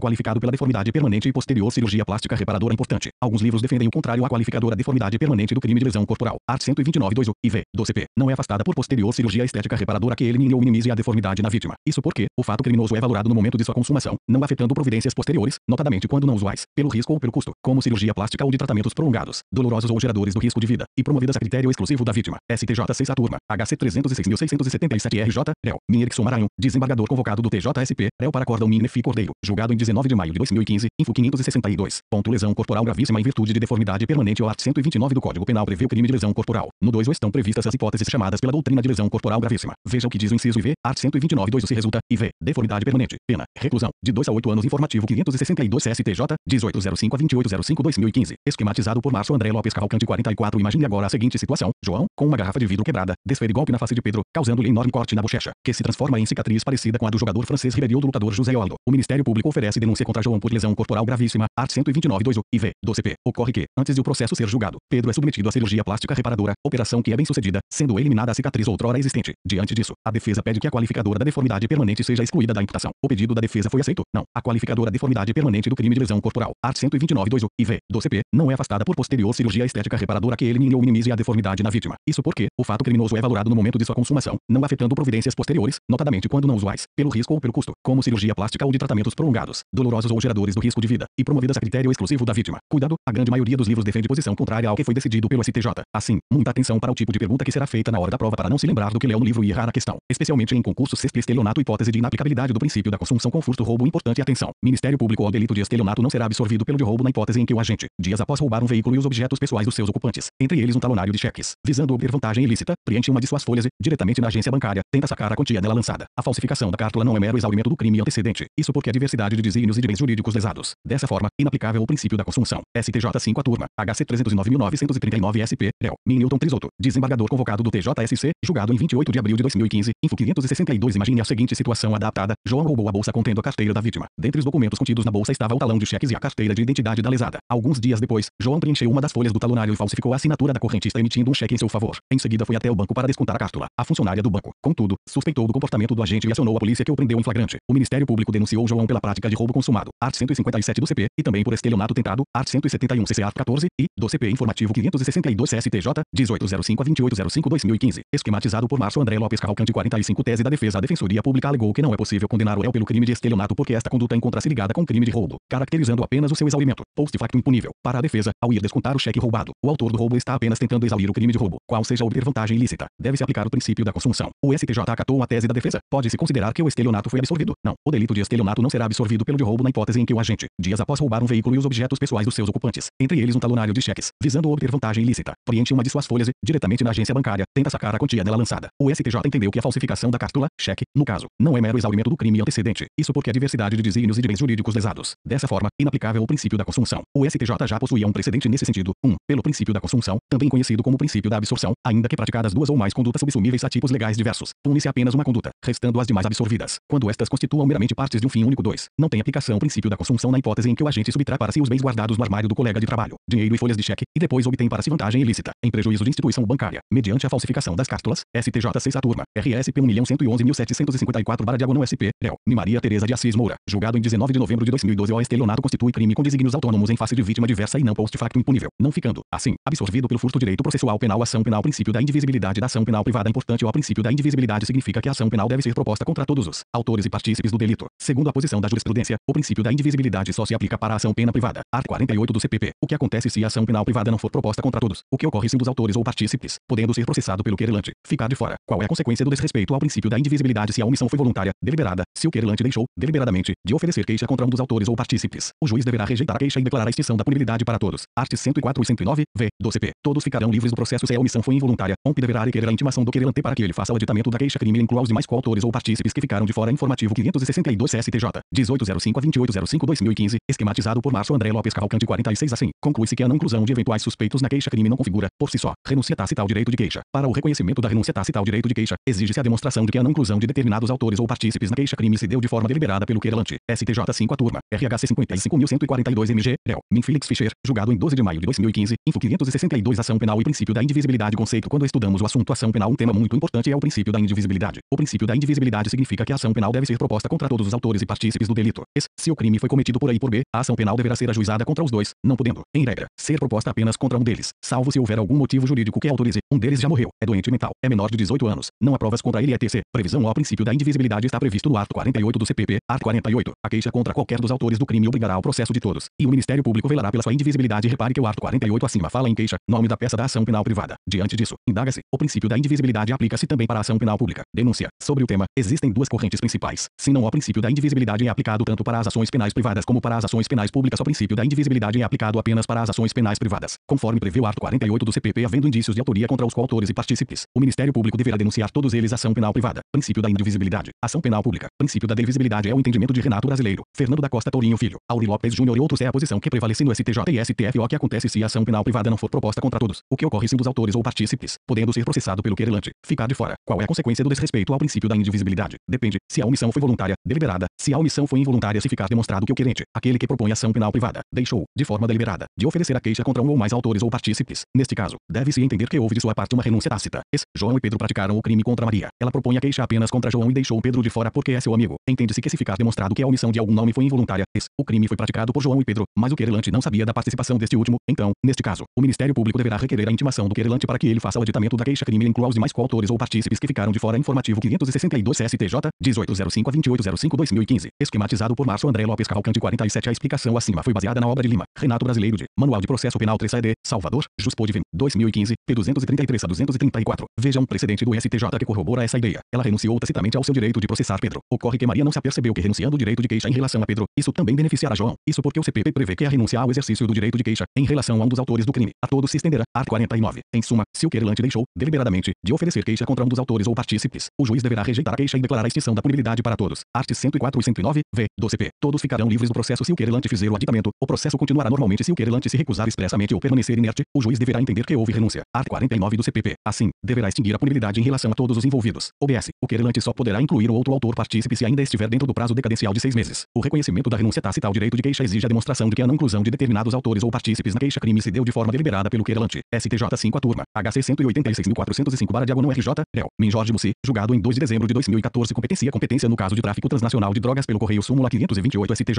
Compete ao juiz federal do local da apreensão da droga remetida do exterior pela via postal processar e julgar o crime de tráfico internacional. STJ 3 a sessão. Aprovada em 13 de maio de 2015. DJ 18 de maio de 2015. Imagine a seguinte situação hipotética. Pablo, que mora na Espanha, enviou de lá, por correio, uma caixa contendo droga. O destinatário da encomenda seria alguém que mora em Londrina, PR, e quem encomendou pela internet o entorpecente. Ocorre que, ao chegar no Brasil, em um voo que veio de Madrid e pousou em São Paulo, a caixa foi levada para a inspeção no posto da Receita Federal e lá se descobriu, por meio da máquina de raio-x, a existência da droga. Qual foi o delito em tese praticado pela pessoa que seria destinatária da droga? Quem encomendou o entorpecente? Tráfico transnacional de drogas. Art. 33 CC Art. 40 e, da Lei 11.343/2006. Essa pessoa, em tese, importou a droga. A competência para julgar será da Justiça Estadual ou Federal. Justiça Federal. Nos termos do art. 109, v, da CF/88 e art. 70 da Lei 11.343/2006. Art. 109. Aos juízes federais compete processar e julgar, v, os crimes previstos em tratado ou convenção internacional, quando, iniciada a execução no país, o resultado tenha ou devesse ter ocorrido no estrangeiro, ou reciprocamente. Informativo 562. STJ, 1805 a 2805/2015, esquematizado por Márcio André Lopes Cavalcante 48 art. 70. O processo e o julgamento dos crimes previstos nos arts. 33 a 37 desta lei, se caracterizado ilícito transnacional, são da competência da Justiça Federal. A competência será da Justiça Federal de São Paulo ou de Londrina. Será da Justiça Federal de São Paulo, local da apreensão. Na hipótese em que drogas enviadas via postal do exterior tenham sido apreendidas na alfândega, competirá ao juízo federal do local da apreensão da substância processar e julgar o crime de tráfico de drogas, ainda que a correspondência seja endereçada à pessoa não identificada residente em outra localidade. Porque o CPP prevê que a competência é definida pelo local em que o crime se consumar. Art. 70. A competência será, de regra, determinada pelo lugar em que se consumar a infração, ou, no caso de tentativa, pelo lugar em que for praticado o último ato de execução. A conduta prevista no art. 33, caput, da Lei 11.343/2006 constitui delito formal, multinuclear, sendo que, para sua consumação, basta a execução de qualquer das condutas previstas no dispositivo legal. No caso em tela, a pessoa que encomendou a droga praticou o verbo importar, que significa fazer vir de outro país, estado ou município, trazer para dentro. Logo, vale ressaltar que, para que ocorra a consumação do delito de tráfico transnacional de drogas, é desnecessário que a correspondência chegue ao destinatário final. Se chegar, haverá mero exaurimento da conduta. Também não importa, para fins de consumação e competência, se a pessoa que encomendou a droga já foi identificada ou não pela polícia. A consumação, importação, ocorreu quando a encomenda entrou no território nacional. Dessa forma, o delito se consumou em São Paulo, local de entrada da mercadoria, sendo esse o juízo competente. Nos termos do art. 70 do CPP pode-se afirmar que o delito se consumou no instante em que tocou o território nacional. Entrada essa consubstanciada na apreensão da droga, coisa julgada, duas condenações transitadas em julgado, sendo uma proferida por juízo incompetente. Importante constatado o trânsito em julgado de duas decisões condenando um agente pela prática de um único crime. A primeira proferida por juízo estadual absolutamente incompetente e a segunda proferida pelo juízo federal constitucionalmente competente. A primeira condenação deve ser anulada caso se verifique que nela fora imposta pena maior do que a fixada posteriormente.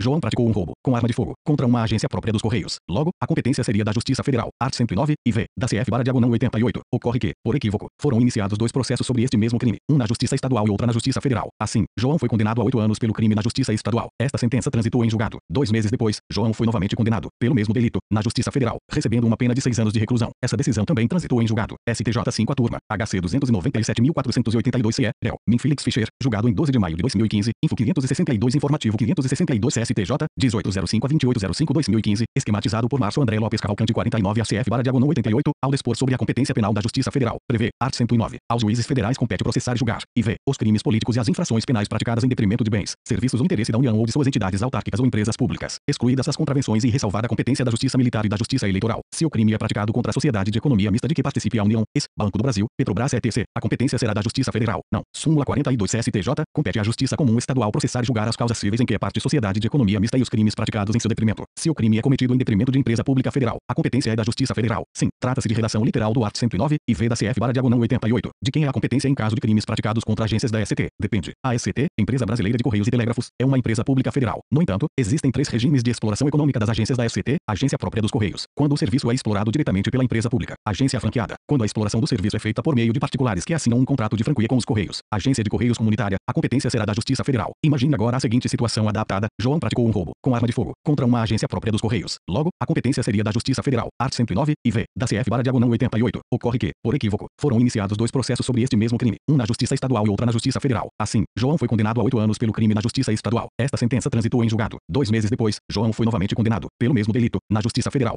recebendo uma pena de 6 anos de reclusão. Essa decisão também transitou em julgado. O que fazer diante dessa situação? Em regra, o STJ possui o seguinte entendimento: se já há uma primeira sentença transitada em julgado, esta deverá prevalecer, ainda que tenha sido proferida por juiz absolutamente incompetente. Assim, havendo sentença transitada em julgado, não é possível que o réu seja novamente processado pelos mesmos fatos na justiça competente. Se fosse admitido esse segundo processo, haveria violação ao princípio que proibiu bis in idem, além de ser uma afronta à segurança jurídica. No cotejo, comparação entre a garantia do juiz natural, competência, e o princípio do ne bis in idem. Deve prevalecer este último como decorrência da dignidade da pessoa humana. STJ 5 a turma. RHC 29.775/PI. Réu. Marco Aurélio Belize, julgado em 18 de junho de 2013. Situação peculiar do exemplo dado acima, como vimos acima, como regra. Havendo sentença transitada em julgado, não se pode iniciar ou continuar outro processo penal contra o réu pelos mesmos fatos, ainda que a primeira sentença tenha sido proferido por juiz absolutamente incompetente. No entanto, no exemplo dado, há algumas peculiaridades. 1a. Nos dois processos as sentenças já foram proferidas e transitaram em julgado. Informativo 562 STJ, 1805 a 2805/2015, esquematizado por Márcio André Lopes Cavalcante 52a. A primeira sentença foi proferida por juiz absolutamente incompetente. 3a. A pena imposta na primeira sentença foi maior que a da segunda. Desse modo, considerando que a segunda sentença é mais favorável ao réu, o STJ decidiu relativizar a coisa julgada e anular a primeira sentença proferida, mantendo a segunda condenação, proferida pela Justiça Federal.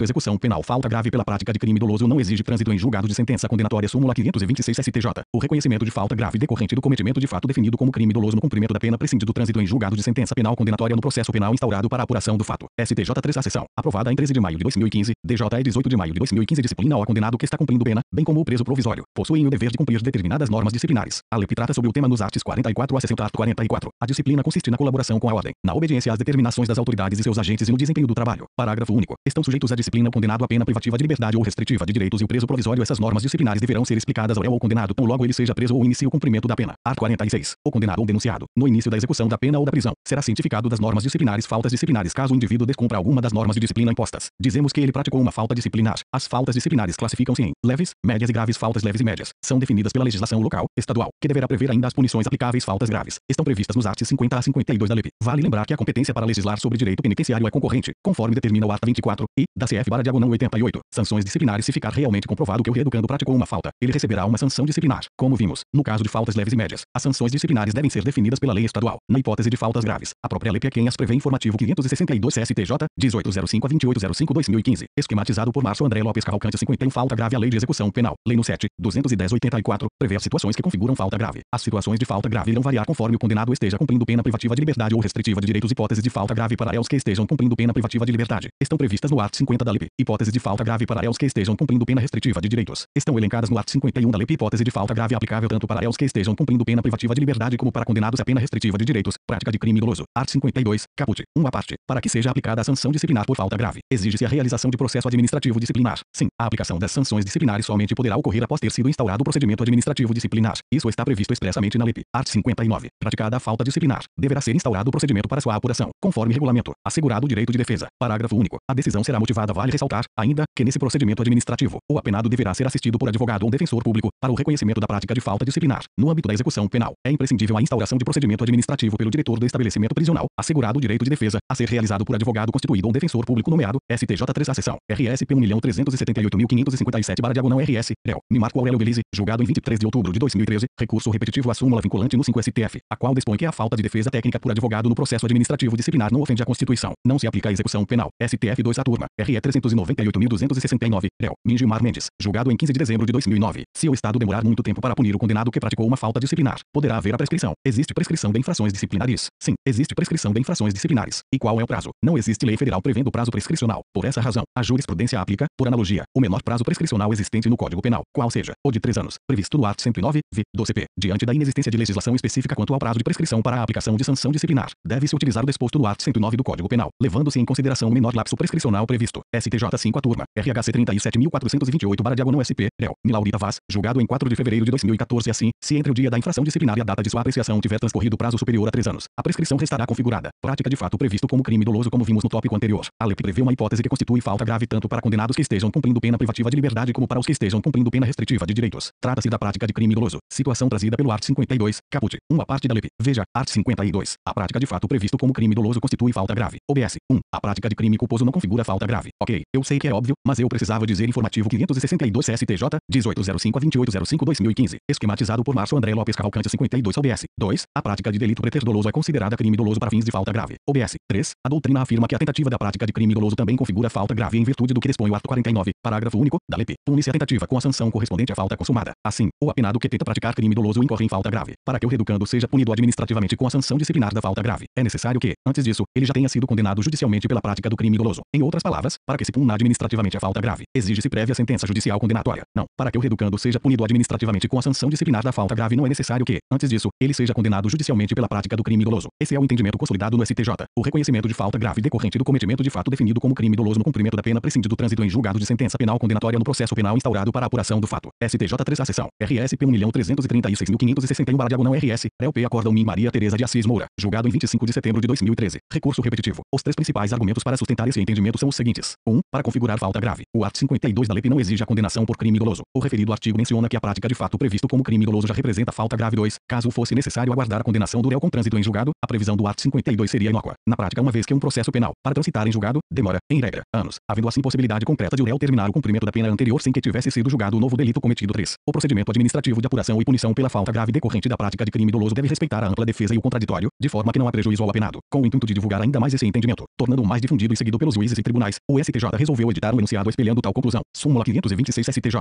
O reconhecimento de falta grave decorrente do cometimento de fato definido como crime doloso no cumprimento da pena prescinde do trânsito em julgado de sentença penal condenatória no processo penal instaurado para a apuração do fato. Consequências decorrentes da prática de falta grave. Execução penal. Consequências decorrentes da prática de falta grave. Atrapalha, não interferir progressão, interrompe o prazo para a progressão de regime e regressão. Acarreta a regressão de regime saídas, revogação das saídas temporárias, remissão. Revoga até 1/3 do tempo remido RDD. Pode sujeitar o condenado ao RDD de direitos, suspensão ou restrição de direitos, isolamento. Na própria cela ou em local adequado, conversão. Se o réu está cumprindo pena restritiva de direitos, esta poderá ser convertida em privativa de liberdade e livramento condicional. Não interrompe o prazo para a obtenção de livramento condicional. Súmula 441 STJ. Indulto e comutação de pena. Não interfere no tempo necessário à concessão de indulto e comutação da pena, salvo se o requisito for expressamente previsto no Decreto Presidencial Informativo 562 CSTJ, 1805/28/05/2015. Esquematizado por Márcio André Lopes Cavalcante 53. Execução penal. Remissão de pena em razão de atividade laborativa extramuros. Importante. Remissão é o direito que possui o condenado ou a pessoa presa cautelarmente de reduzir o tempo de cumprimento da pena mediante o abatimento de um dia de pena a cada 12 horas de estudo ou de um dia de pena a cada 3 dias de trabalho. A remissão pelo trabalho abrange apenas o trabalho interno ou também o externo. Se o preso que está no regime fechado ou semiaberto é autorizado a realizar trabalho externo, ele terá direito à remissão. Sim, é possível a remissão de parte do tempo de execução da pena quando o condenado, em regime fechado ou semiaberto, desempenha atividade laborativa extramuros, trabalho externo. A LEP, ao tratar sobre a remissão pelo trabalho, não restringiu esse benefício apenas para o trabalho interno, intramuros. Desse modo, mostra-se indiferente o fato de o trabalho ser exercido dentro ou fora do ambiente carcerário. Na verdade, a lei exige apenas que o condenado esteja cumprindo a pena em regime fechado ou semiaberto para que ele tenha direito à remissão pelo trabalho. STJ 3 a seção. RSP 1.381.315 RJ, réu. Min Rogério Chetti Cruz, terceira seção. Julgado em 13 de maio de 2015. Recurso repetitivo. Info 562. Remissão ao art. 126 da Lei de Execuções Penais. Lei no 7. 210/84. Estabelece. Art. 126. O condenado que cumpre a pena em regime fechado ou semiaberto poderá, parte do tempo de execução da pena, remir por trabalho ou por estudo. Ao art. 126 da Lei trata, portanto, da remissão. Ato de remir. O que é a remissão? Remissão é o direito que possui o condenado ou a pessoa presa cautelarmente de reduzir o tempo de cumprimento da pena mediante o abatimento de um dia de pena a cada 12 horas de estudo ou de um dia de pena a cada 3 dias de trabalho. É uma forma de estimular e premiar o condenado para que ocupe seu tempo com uma atividade produtiva, trabalho ou estudo, servindo ainda como forma de ressocialização e de preparação do apenado para que, quando termine de cumprir sua pena, possa ter menos dificuldades de ingressar no mercado de trabalho. O tempo remido será considerado como pena cumprida. Para todos os efeitos, art. 128. OBS. A remissão de que trata a lei é com C cedilha. Remissão. Remissão. Com SS, significa outra coisa, qual seja, perdão, renúncia a ETC, sendo muito utilizada no direito civil, direito das obrigações, para indicar o perdão do débito informativo 562 CSTJ, 1805/28/05/2015. Esquematizado por Márcio André Lopes Cavalcante 54. Remissão pelo trabalho. Remissão pelo estudo a cada 3 dias de trabalho, de nenhum dia de pena. OBS. Somente poderão ser considerados, para fins de remissão, os dias em que condenado cumprir a jornada normal de trabalho, que não pode ser inferior a 6 horas nem superior a 8 horas. Art. 33. A cada 12 horas de estudo, de nenhum dia de pena. OBS. As 12 horas de estudo deverão ser divididas em, no mínimo, 3 dias. Somente é aplicada se o condenado cumpre pena em regime fechado ou semiaberto. OBS. Não se aplica se o condenado estiver cumprindo pena no regime aberto ou se estiver em livramento condicional. Pode ser aplicada ao condenado que cumpra a pena em regime fechado, semiaberto, aberto ou, ainda, que esteja em livramento condicional. Atenção, perceba a diferença em relação à remissão pelo trabalho. É possível a remissão para condenados que cumprem pena em regime aberto. Remissão pelo trabalho, não remissão pelo estudo. Sim, outras regras importantes sobre a remissão. As atividades de estudo poderão ser desenvolvidas de forma presencial ou por metodologia de ensino à distância e deverão ser certificadas pelas autoridades educacionais competentes dos cursos frequentados. 2. O do art. 126.